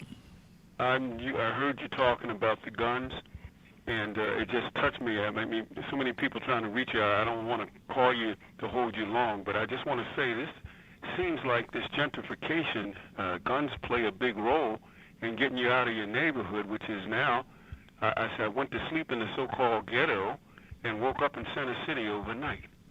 There's only one black person in my block, Rev, that's left, and that's my brother who I sold that house to. Wow. So I'm just saying to you, this gentrification is no joke. It's happening all over the country because they're coming into the inner cities and they don't like looking at you. Although you've been there 20, 30, 40, 50 years in your house. This whole thing to me, you want to talk about discrimination? That even with the real estate tax acceleration is a form of discrimination if you've been there that long. They don't want you in these inner cities. They're coming in masses. And I think that should be something we pay attention to, and the guns play a big role in aggravating and getting yourself out of your own neighborhoods. I think that a lot of what has happened, I remember years ago when gentrification started happening, people were saying, why, I'm talking about whites, were saying, why are we out in the suburbs having to drive in an hour when we can take the inner city back, because we got the jobs, we own the businesses. And they start pushing us out with our cooperations. I don't blame it all on them, without cooperating. And we wake up and they are in neighborhoods that used to be ours with generational wealth. Holding on to the property is generational wealth. And it just, we allow it to happen. And we should not Don't be. you think that's ignorance, Reverend? A lot of it is ignorance. I think a lot of it is ignorance. So I believe we need to set up a issue that has to do with educating the inner city people about themselves and their history. That would supersede and also help us to get a category. Right now, when you think about all these different groups that they say, well, this is the Italians, this is the Asians, this is the blacks, the whites. You can't identify me that way. I'm the children of former chattel slaves living in America today. My experience is totally different than any other cultural group in this nation. If we don't stand on that, we can't build on that. I see using that as a building block for the torture and the shame that we had to go through as a human being black in this country. That's right. I agree. Thank you for your call. Let's go to Brenda in Virginia. Brenda? Hello. Hello, Rev. Hello. How are you? I'm doing good. How are you? I'm doing fantastic. The convention was fantastic. I loved it. It was like a reunion for me. Seeing all my comrades, Reverend Mosley and Josh Curtin and Trayvon, and I mean, I can go on and on about everybody that I've seen, and Brother Pate. But I want to say, Rev, and then, of course, you know, I was sitting there and looking at all with the panels and with the fireside chat. I really enjoyed. I know you heard me screaming up there with Kamala. Right. I know you had to hear me. You know, I know that scream. I know that scream. Look, I know you did, because I heard when you said, "Look here, we ain't in no revival." So guess what? I know you heard me. So, but everybody got to know that it truly was a dynamite convention. But I'm gonna tell you, one of my favorite panels was, and we got to have a lot more of it, was Brother Pate, criminal justice panel on Saturday, because I'm gonna tell you, Reverend Sharpton, you know, being as us as civil rights advocates and right on the ground, all of us fighting all the time, Brother Pate did a magnificent job. He had a magnificent panel, and then I am proud being out here in Virginia. We had and thank you, Rev. Thank you for Lily Branch, for allowing and inviting Lily Branch Kennedy, the executive director and founder of RIHD.org out of here in Virginia. This woman wrote 3 bills out of here in Virginia while we was in New York at the convention. Rev, Abigail Spanberger signed in law her 3rd bill that this woman. Wow. And Rev, guess what? She went to Brooklyn College with you. Is that right? Yes, she did. Lily is from New York. She went to Brooklyn College with you. Yes, she Wow. did. She just lives in Virginia now. But no, she is a New Yorker through and through. But yes, I want to take, this woman has written 3 bills. And these are about parole eligibility. This is about people that had no possibility of parole. Her bills will make those people now parole eligible. Now, we're talking about a window, okay? But the bottom line is this. Those that was not parole eligible before, they are eligible. She'd had the first bill passed, and then the second bill deals with the fact that judges did not give the proper jury instructions, and they to the jury, and there was over sentencing. And then this third bill that just passed is an amendment to the first bill of parole eligibility. So that was Lily Branch Kennedy on Brother Pate's panel, and I want to thank you for that. But we got to have more of that, because this is what we are fighting for and what we are out here for every day. But I want to thank you for such a dynamic convention and the fun that I had in seeing everybody again. But I just want to thank you. But I want to encourage everybody. Okay, it's not too early right now to get started for next year, because it's always at the same time. Basically, get ready for April next year. Rev have a dynamite convention. Get ready for next year. Rev, I want to thank you. I love you. Let's get Thank more you. of these kind of conventions out there. Absolutely. Let's get more of these kind of panels in front of everybody, so we can know that, yes, we're out here fighting. And people like Lily Branch Kennedy, somebody that went to college with you that nobody knows about, these unsung heroes that wrote 3 bills nobody even heard of. And that's why, thank you for your call. It's always good to hear your voice, Brenda.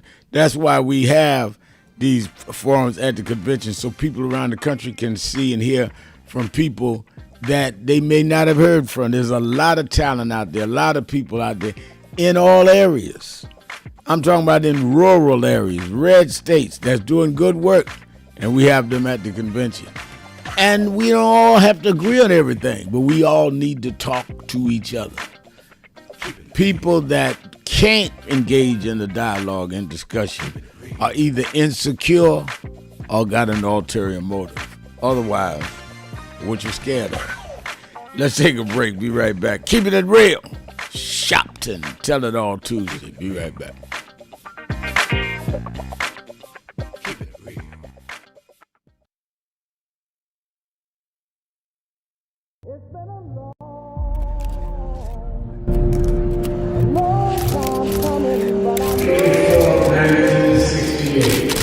Dr. Martin Luther King was killed in Memphis, Tennessee. And it has been the commitment of National Action Network to always, in the month he was killed, to let them know they killed the dreamer. I have a dream today. But they can't kill the dreamer.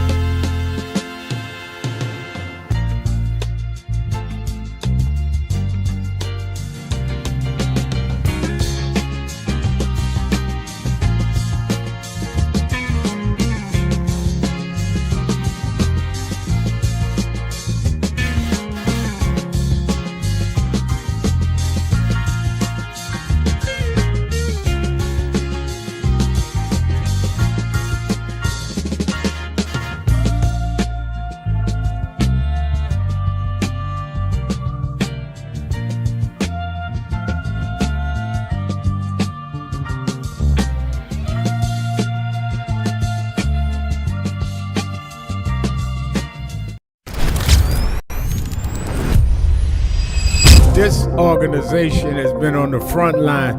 People ask me, why do families call us? Because we never leave them.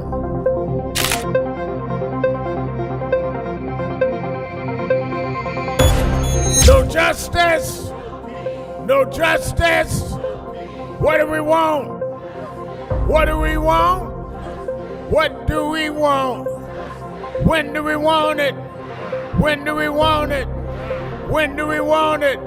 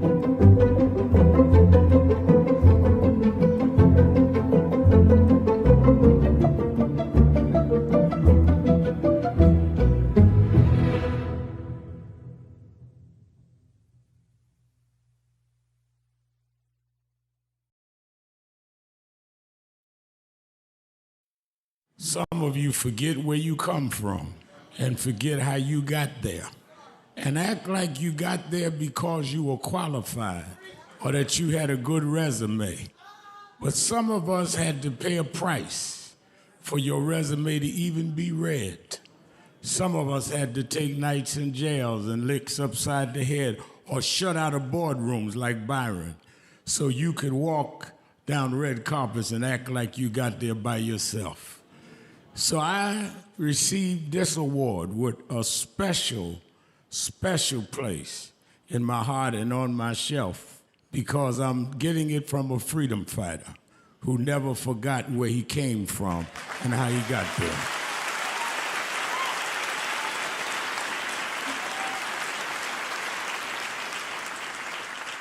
Yes, we've come a long way.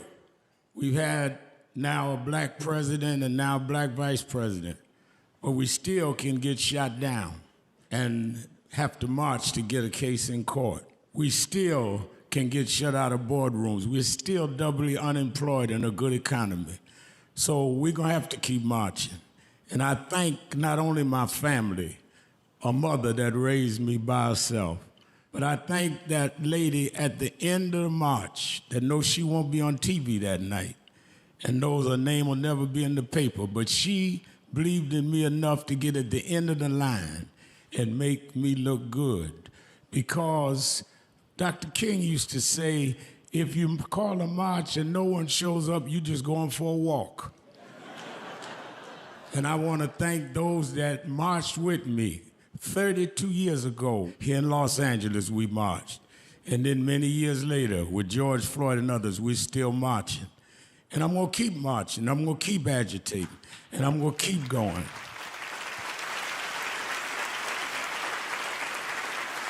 until we don't have to do it anymore. Eddie, known you a long time. Mariah, christen your kids. And I promise you this, the only thing that I really live for is I get up with this dream that every bigot, every racist, everyone in this country that hates will say, damn, he's up again. I want to talk to you. I want to talk to you. Just break.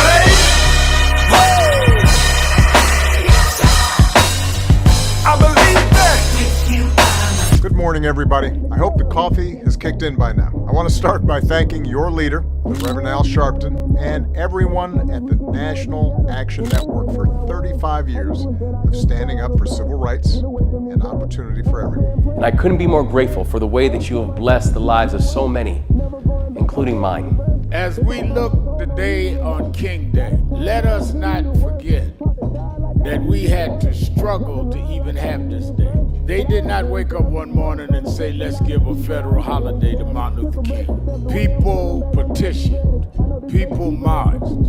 Let us remember now as we bring our children and grandchildren up the Potomac, that they can see the Washington Monument, the Lincoln Memorial, the Jefferson Memorial, and one memorial that never served as president, but changed this country more than any other American, Dr. Martin Luther King Jr. This was an amazing MLK breakfast. It is truly an honor, and more importantly, this is an important day for us. I feel incredibly lucky and honored to be in this room on this day, celebrating Dr. King's legacy of civil rights, especially in the moment that we're facing on a national level. It feels like warmth and home being in this room. So I'm encouraged by today.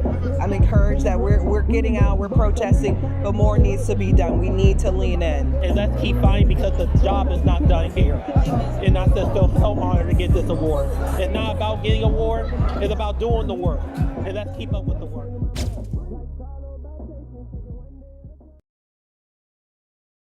Many people cannot focus because they have not really come to terms with their calling and life purpose. In order to focus, you must also be clear on what you're focusing on. So if you're not clear on your purpose, if you're not clear on your life's calling, then focus on seeking that. Because if you just read the ways and roads you traveled that you didn't even choose, that were sort of just laid out for you by God, in that it's telling you, speaking to you about what your purpose is and what you were born to do and be.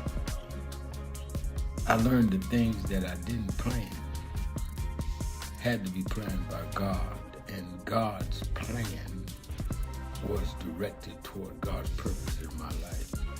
And I focus on that. Not focus on what others do, not focus on how well they're doing or bad.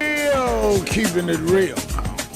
I am your host, Reverend Al Sharpton, and we're back. This is Tell It All Tuesday. And we're joined, as we are every Tuesday for the final hour of the show, by the senior pastor of the First Corinthian Baptist Church of Harlem, as well as member of the National Board of National Action Network, the Reverend Dr. Michael A. Walron. How you doing, Dr. Walron? Hey, Reverend Sharpton, how you doing today? I'm very good, very good. Let me before we get into the issues, I know you could not be at the National Convention because you were down joining other alumni of Morehouse with the celebration of the service of Dean Carter. And thank God he's still alive, but he's decided to transition into other work after, I think, 50 years, decades. Tell our audience around the country about Dean Carter and what he means, because you talking about Black history. That is a Black historic figure. Oh, he's a living history. The Dean, Dean Lawrence Edward Carter Sr. has been the founding dean of King Chapel, Martin Luther King Jr. International Chapel on the campus of Morehouse College since 1979, 47 years. And in that time, he's also created an organization called the Chapel Assistance, of which I was a part of and had the pleasure of being president for 2 years. He is also the college curator. He is the institutional memory of so much of Morehouse. He bears the archives of Morehouse College, and I mean the living archives.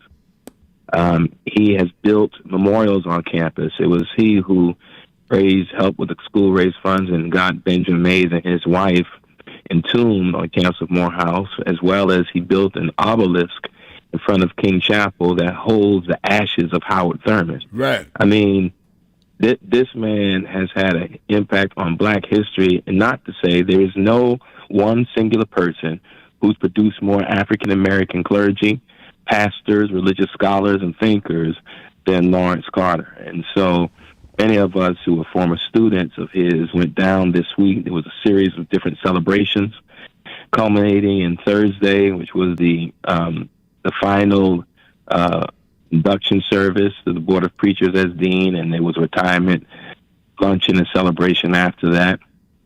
And so he is just an extraordinary human being. We all have our funny memories of Dean Carter and his sayings, but needless to say, all of us who have been impacted, I'm talking about preachers and pulpits across this country, who are students of Dean Carter's, disciples of Dean Carter's, mentees of Dean Carter's, and scholars in the academy who are as well. So his impact on Black America is indelible, and there's been no one like him, and it's going to be hard to replace him. You don't replace someone like that. You just get someone to continue to work. That's all you can hope for, because I don't know how someone like Dean Carter is replaceable. Let's go back to the phones. Let's go to Deshaun in Washington, D.C. Deshaun? He just hung up, sir. Deshaun hung up. Why every time I go to Deshaun does he hang up? I don't understand Deshaun. Let's go to Fred in Milwaukee, Wisconsin. Fred? Hey, how are you doing? Good. Hey, comment and then just a question or idea. The comment, when you read the text, and I get in conversation or try to avoid conversations with people that, when you talk about Trump as racist, but they forget about, the birther movement. They forget about, like you said, the housing that he was sued for in New York with Central, I can't remember the name, but the 5 young men that were acquitted because they were the wrong people. He never apologized. Central Park 5. Right. The posting of President Obama and First Lady Obama of depicting them as apes. So, this kind of stuff. And, and the money he's cut from the HBCUs, the comments that he makes of countries of people of color, that they're S countries, and it's just, you just get tired of arguing with them, and then I turn around and ask them, well, what's defying racism then? And they don't have an answer. Right. They can't say anything. So that's not what I wanted to call it. I was thinking, and I guess, this is another conversation I had, barbershop talk. But when it comes to, especially black men and black women, when it comes to voting, what can we do, or what can we to correct as far as the views, if we can, of some black men when it comes to electing a woman as a candidate? They come up with all kinds of excuses and stuff like this, but we, our mothers, our grandmothers, our sisters, our aunties raised families. And, but they constantly, she can't be president. We have women governors, we have women mayors, police chiefs. So why, what do we do to these folks, if anything, or say to them to convince them that, hey, no, that's not true. They're just as qualified as anybody else. That's right. I think it's well said. Well, I think, thank you for the question, Fred. I think that it's a matter of building a level of self-esteem and security that we've got to instill in our people again. that we're worthy. I mean, you do a lot of this in your ministry, Dr. Walron. A lot of us have a self-hate syndrome, and we express it by confirming different things that reinforces our lack of self-esteem. Forget Trump. Trump's not going to run again. He can dream all he wants. He won't do a third term. Forget Trump for a minute. If you support anyone that has openly been against your interests, it tells us more about you than it does them, because you feel you're not worthy enough to have the better choice that's going to be for you. And that's a real problem. And then they get angry, emotionally angry with people like us that won't do that. Well, why do you keep telling us to go against people that confirm my inferiority? That's really what they're saying. And that's why they get so emotional. Why are you hollering and screaming? You want to be with Trump? I don't want to be with Trump. What you mad for? Because you're really mad at yourself. You're really trying to cover your scars. And I get it. Reverend Walron? Yeah, no, I agree with you 100%. I think I'm always leery of people who speak, especially within our community, who want to wax eloquently about the idea of freedom in relationship to racism, equality, but then engage in oppressive practices, beliefs, and narratives with regard to women and LGBTQ. I think one of the things I learned from Dr. King is that as you evolve as a human being, that there ought to be an expansiveness towards what you feel is freedom. So that Dr. King, as we often say in our conversations, moves from civil rights to this expansive idea of human rights. And this then puts him out of alignment with many of his peers and supporters.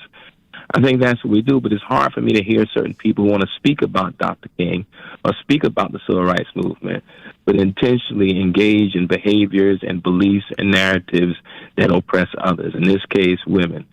I discredit those persons instantly and immediately, but the truth is, as you said, Rev, there are a lot of people who are like that, which on some levels reflects a level of self-hate. Yeah. And a level, it's that when the oppressive regimes have so intoxicated your thoughts and your emotions, they no longer have to do the hard work. You'll do it to yourselves. And tragically, in many regards, we have learned to do it to ourselves in cases, to support someone who openly makes it clear that he is against your interests. For what? Because you don't want a woman in. So your feelings against women are so strong that you rather suffer versus have a woman as president, that your feelings against women is so deeply seated that you would rather vote against your better interests in the future of your family and your people than vote for a woman. That's a sickness. And we need to call it what it is. That is a sickness. And it's one that many people in our country suffer from. And that's exactly what I'm saying. I believe we can have a difference of opinion. I really believe that.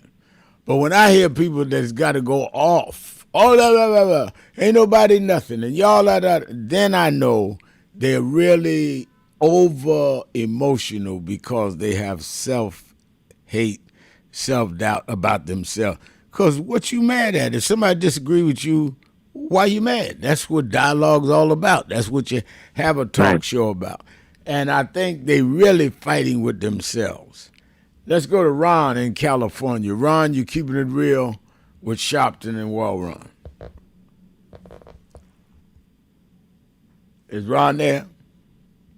Hello. Hello. Yes, sir.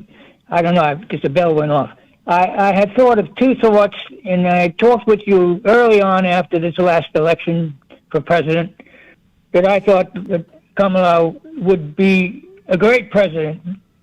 But I thought that if she should run for the governor of California... Hold 1 minute. Hold 1 minute. I'll hold you over the break so you can express yourself and others on the line. 1-877-532-5797.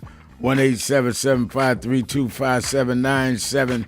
Sharpton, Walron, keeping it real. Be right back. Breaking news. The issues, the stories affecting you. Hello, New Orleans. Let me tell you straight. They did not think we could come and be here tonight. They cut budgets and advertising, but one black man, Rich Newton, said, I don't care. My families come together every 4th of July weekend, and Essence will happen, because that's who we are. Give a big hand to Rich New Dennis for bringing us back.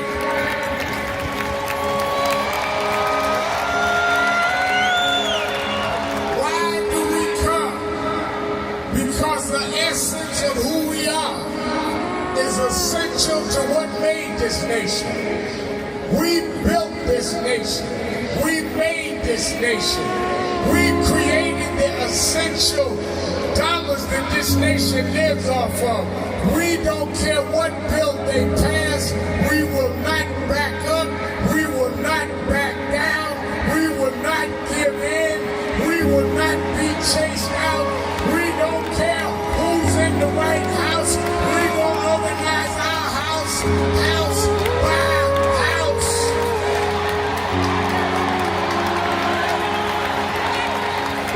We came over the Middle Passage. We survived slavery. We survived Jim Crow. Don't you give up now. Don't you turn back now. Stand up, black man. Stand up, black woman. Reclaim your dignity. Reclaim your place. So we stand with the Black Global Black Economic Forum. We stand with Essence Magazine because that's who we are. So don't give in now. Yes, it's some rough days, but we've been through rougher days than this. Yes, Trump is a bad dude, but we beat badder dudes than Trump. So let's party with a purpose, because our rhythm and our music reminds us who we are, because we can smile through our pain and organize for our gain. Let's stand up and let's celebrate who we are. Thank you, God bless you.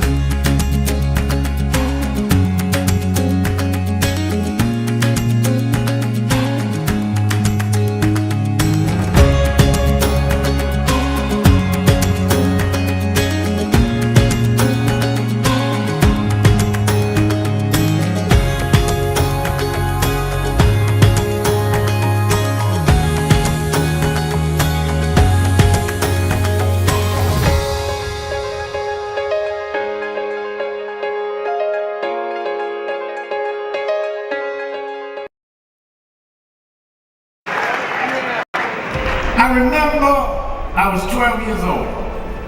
I was a boy preacher in the Church of God in Christ. Bishop Shea knew my bishop, Bishop Washington. Bishop Washington, my mother was concerned I was getting into politics. They brought us to Reverend William Jones. His daughter's traveling with us. And Reverend Jones introduced me to Jesse Jackson. I became his youth director in New York at 13. I liked Reverend Jackson because he was a little hipper than the older preachers. He was 27, I was 13 by the time I became youth director. So he was like a father figure to me. When I got about 40, he said, quit calling me father, call me big brother. We went to the car center. And James Meeks and Jesse Jr. and I had dinner with him that night. And that's where he said to us, Al, Meeks, Jesse Jr., y'all are my disciples. And we said disciples. And for years we joked each other. I'd come in the room and Junior said, here's disciple number 1. But discipleship meant you carried forth the vision. The next day, he took me on the ferry to Goree Island, Mrs. Jackson. On Goree Island, he showed me where the slave camps were. And I will never forget, he said, Al, you see what that artifact is? I said, what's that? He said, they call it the door of no return. When you go through that door, you either made it to America to slavery, or you died in the Atlantic. The door of no return. But I talked to him about 3 years ago, and I reminded him, I said, remember you brought me to the door of no return? He said, yeah. I said, well, we did return. We returned the President of the United States, Barack Obama. We returned the Vice President, Kamala Harris. We returned with businessmen. They thought they sent us as slaves. We came back as global liberators. The problem is that too many of us did not join the movements that sponsored us. And there was a breakout in 2024 called Negro Amnesia, where you forgot where you came from and forgot how you got where you got. Therefore, they're trying to take back everything you had. Many people cannot focus because they have not really come to terms with their calling and life purpose. In order to focus, you must also be clear on what you're focusing on. So if you're not clear on your purpose, if you're not clear on your life's calling, then focus on seeking that.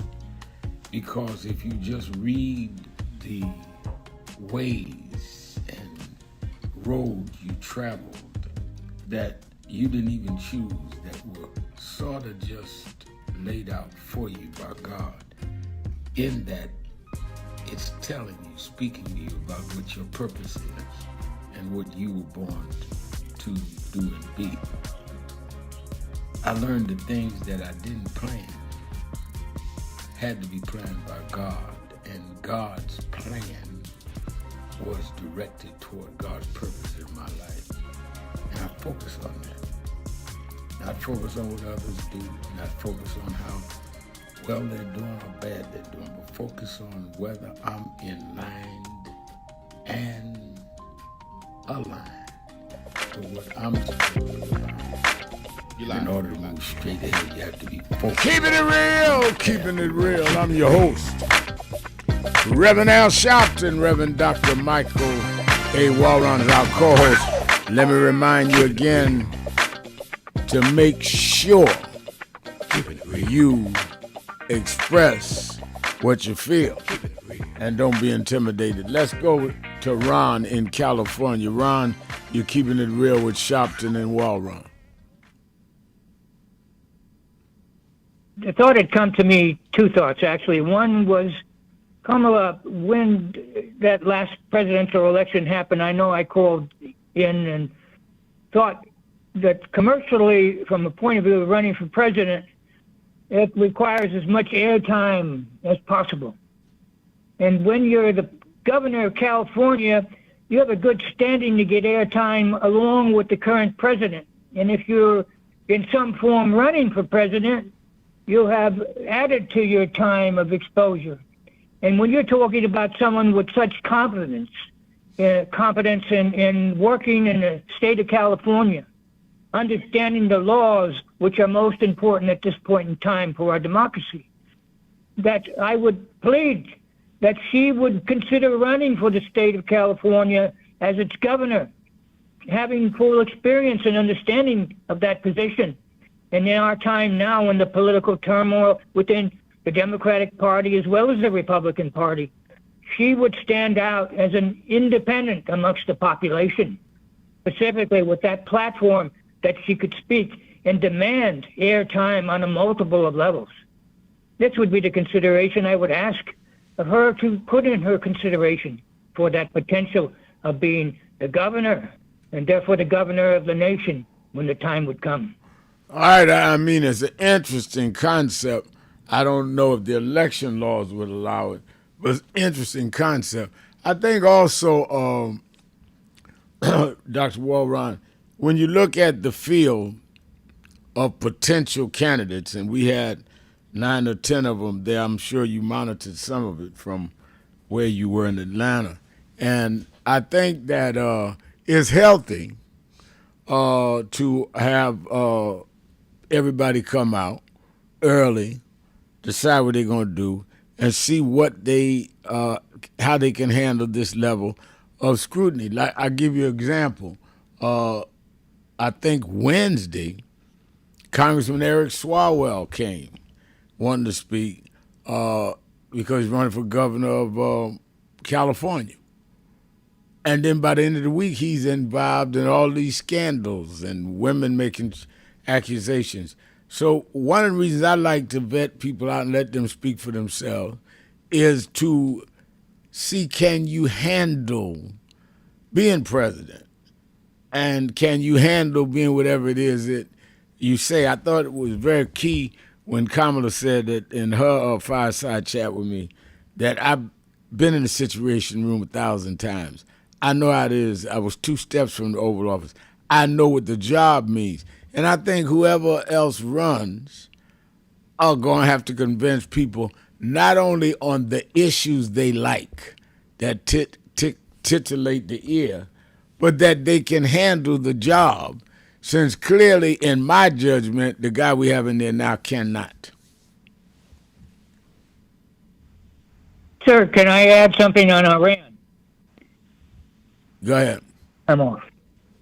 Yeah, I had listened to the program, and you have 2 nations that have been at odds for many, many years. And is there a way, in concept, if you will, that something like what the UN could be put forward, not specific to UN, but put forward as peace monitors and control, and therefore bringing nations together to, in a sense, separate, but allow the support from both nations to develop and go on in their life without land grabbing, without the friction, with the guarantee of the globe and the essence of other nations coming together as a police force, separating them, bringing about the result of peace between them, and therefore having control over the potential of nuclear pollution that would destroy the essence of generations to come in humanity. Well, I think, and thank you for your call. I think that that's conceptually right, but the question is, can you get Israel and them to sit down and agree to those ground rules and say they're going to abide by it? So far, that has not happened. I think the concept is right, but it's not happened. But Reverend Warren, I want you to respond on what we would. You can respond on this as well as making sure we get people that are prepared to handle the level of responsibility. I was going to respond similar to you, Rev. I think what the caller says in that latter statement is very logical. It makes sense. The truth is, if we were in a world where logic and common sense led the way, there would not be many wars that we see. We would not see what's happening between the U.S. and Iran. We would not see what is taking place with Israel and Iran and Israel and Gaza. I mean, you can go on and on if logic prevailed. But war is not always a logical thing. And the decisions by world leaders that are steeped in ego and power are not always logical things. So it's hard sometimes because if it were that easy, a lot of things would not be the case in this world. But it's not that easy. Right. So I do agree, as you said, conceptually with what he said. I think the other thing is what he said about Kamala is interesting because what I hear, even though I know the caller has some genuine desire for her to be heard and known, what it sounds like is, well, she needs to do one more thing to be qualified. And that I'm not in agreement with. I don't think she has to do one more thing. I don't think she has to now become a governor to prove her capacity to be president. She has been a law official, is from DA to state attorney general to U.S. senator to vice president of the United States. If there's one more thing that she needs to do to prove herself, how did we get the person who's in office right now? Who never held any office before he got there. Never. And you can go from a. Go ahead. Yeah, go ahead, Fast. Go ahead. I said you can go from being someone who is a television celebrity to become the most powerful person in the world with no experience. And he didn't have one more thing. She doesn't need one more thing. Absolutely right. And I might add as an added point to that, let's not forget Kamala Harris got more votes than anybody that ever ran for president, including Obama and Biden, than any of them. The only one that got more votes than her was Trump. So tell me who else can get 75 million votes that's talking about running. Because Trump ain't running next time. Don't wake him up and tell grandpa he ain't running, but he ain't running. They ain't changing the Constitution for him. Let's take a break. Be right back. Keeping it real. Sharpton, Wall Ride. Be right back.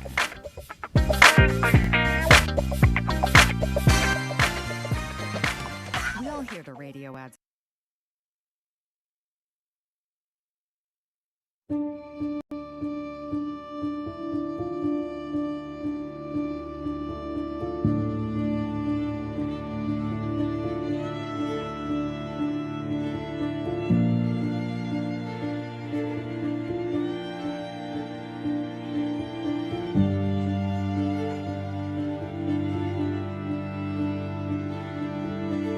Robert Culp used to do a show with Bill Cosby, I Spy, and he did a documentary on breadbasket, Robert Culp. Oh, wow. You need to see that documentary. It's great. Absolutely. I lived this. I didn't read this. I was there. You true to this? I'm true to this. Not new to this. I ain't new to this. Vote to phone Troy. He was, Jack O'Dell was one of the guys that Kennedy warned Dr. King about. Say he was a communist. Jack O'Dell and Stanley Leverson. And Reverend brought him in. Nobody else in the movement would deal with Jack. Reverend brought him in. Oh, yeah. Sure. Just her. Just her. But there's stories behind all of them. It didn't just happen. But I am somebody. I may be on welfare, but I am somebody. I may be in jail, but I am somebody. I may be an educator, but I am somebody. I am black, beautiful, proud. I must be respected. I must be protected. I am somebody. Come today. I see the Reverend Jesse Jackson is here. Yes. Lord, we thank you for the Reverend Jesse Jackson. Yes. I see the Honorable Maxine Waters is here. Yes. We thank for Maxine Waters. You see the Reverend Sharpton is here. Yes. We thank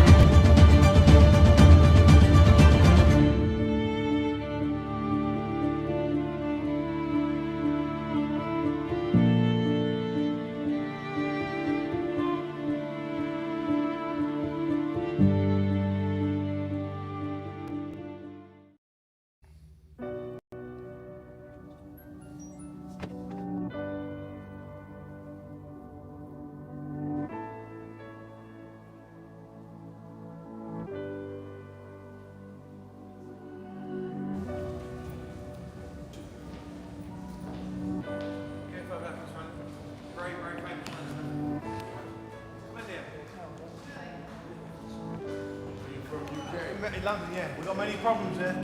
We need you over our side. Yeah, you're invited anytime, please. Whenever you want to come. There we go. Guys! What's up, Doc?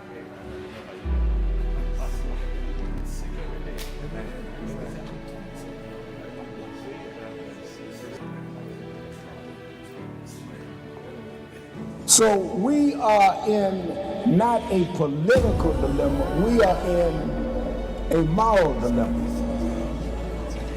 And if the black church does not come with a prophetic voice, then who's going to do it? We can go through all the data, all the statistics, all we're going through in the workshops, but the question is, where is the action going to be? We all believe in Jesus. Jesus didn't teach theology, he healed people. And they learned the nature of the theology based on his healing. We've got to heal this nation. And if we heal this nation, the nation will return to our churches. But we've become silent and compromised. And we try to blame it on, I'm not in this. You are in this. You live it, your members live it. Unemployment now is higher now than it's been since the pandemic. Yet we survive. There's no history in the world of any people that went through the kind of psychological, cultural, and physical slavery like blacks did in America. The only reason we're still here is because of our faith. We had no external strength, we had an internal strength. And it was the God that we were taught by our mamas and grandmamas that brought us through. And I don't care who's sitting in the White House, we cannot betray the God that brought us through.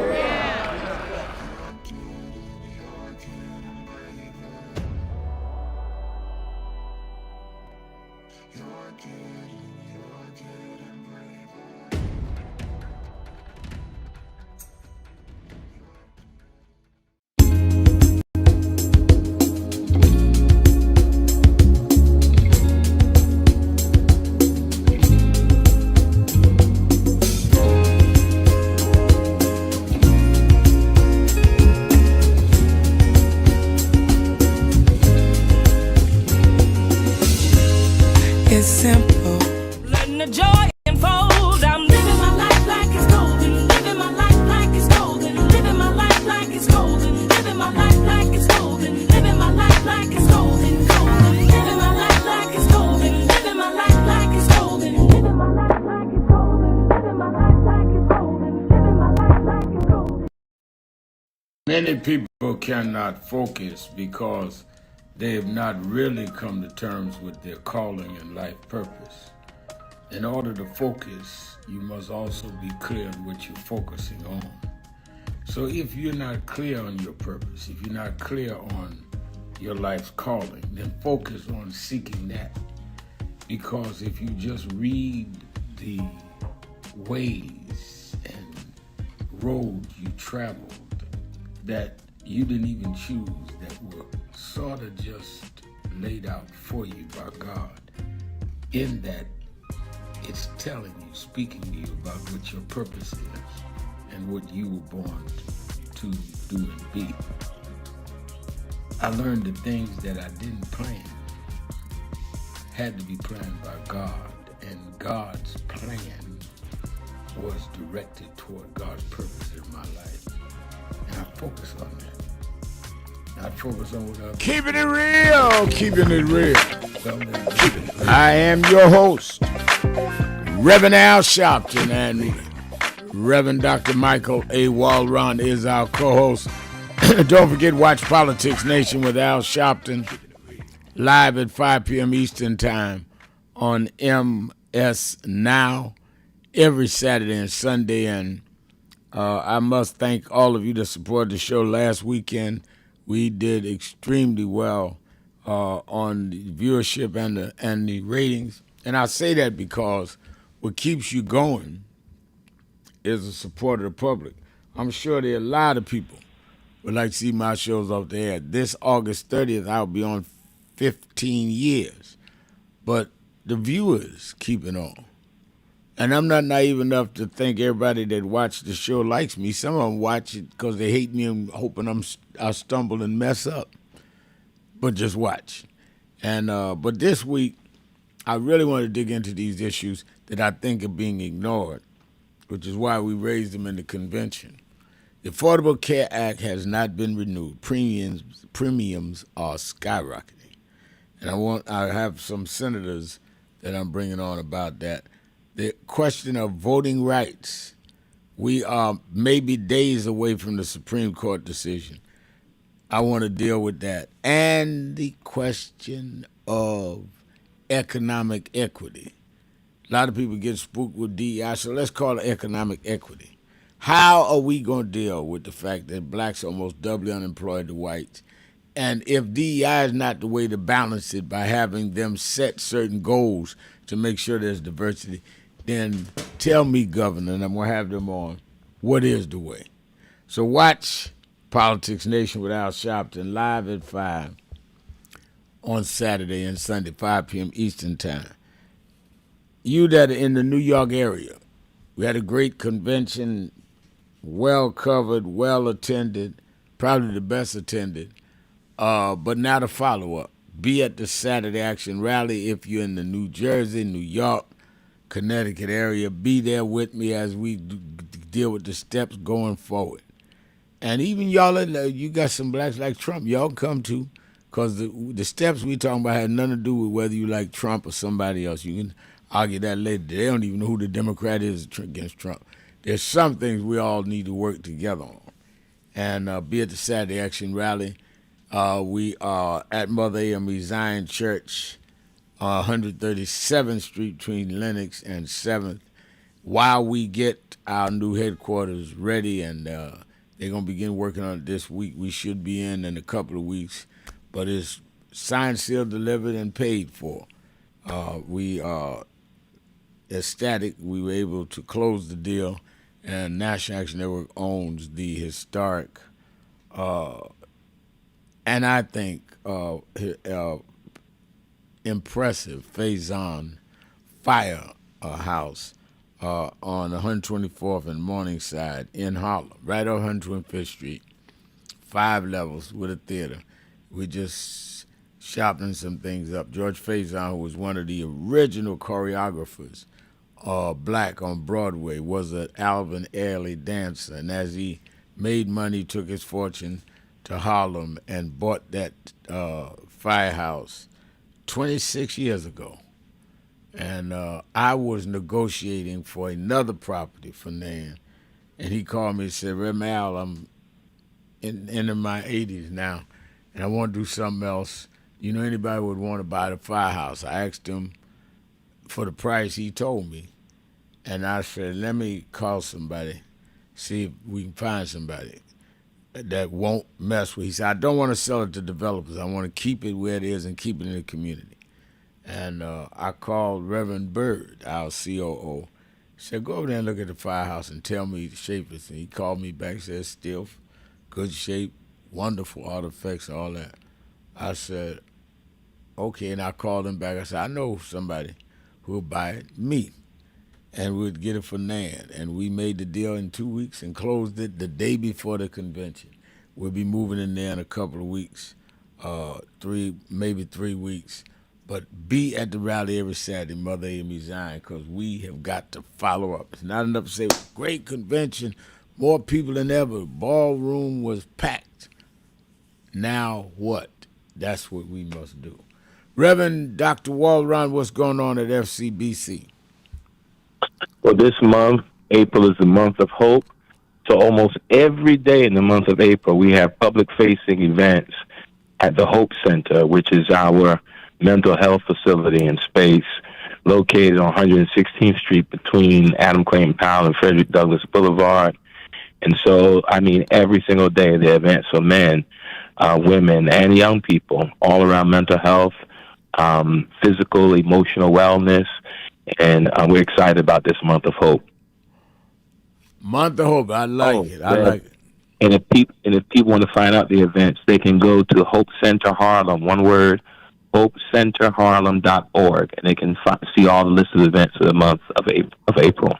I thought about the Hope Center and thought about you when I went to Hartford a couple weeks ago now, when this young man had a mental episode and the police came and shot him. And the reason I thought about it is you are one of, if not the first churches to really deal with the mental health issue. And I think one of the things that is extremely significant in terms of its being ignored in our community is we act like there's something shameful about dealing with mental health issues, where it is something that is not only not shameful, people ought to be awarded and rewarded for stepping forward and saying, I've got some mental health issues, my son, my daughter. Talk about how we've got to stop making things that are healable, if there's such a word, taboo in our community. Yeah, I mean, this is an issue that's near and dear to me, but I think it is, what I say is that when we started our work back in 2012, this 14 years ago, around mental health, we talked about having to destigmatize the narratives around mental health, to normalize the conversations. We wouldn't be here having a conversation, Rev, on what should someone do if they break their arm. We tell them to go to the hospital, go to the emergency room, get it set, get a cast. And no one thinks that there's something wrong with the person who's getting the cast for going to the hospital for help physically. But yet when there are people who are seeking help emotionally and mentally, all of a sudden we stigmatize them as being crazy or that's a demon. So I think we have to normalize the conversation and normalize in such a way that it becomes common nature for mental health issues as our physical issues. And I think we have to then destigmatize a lot of narrative, take away the negative stigma, the taboo associated with that. And the big one is that somehow believing or seeing a mental health practitioner means you don't have faith in God. That's insane.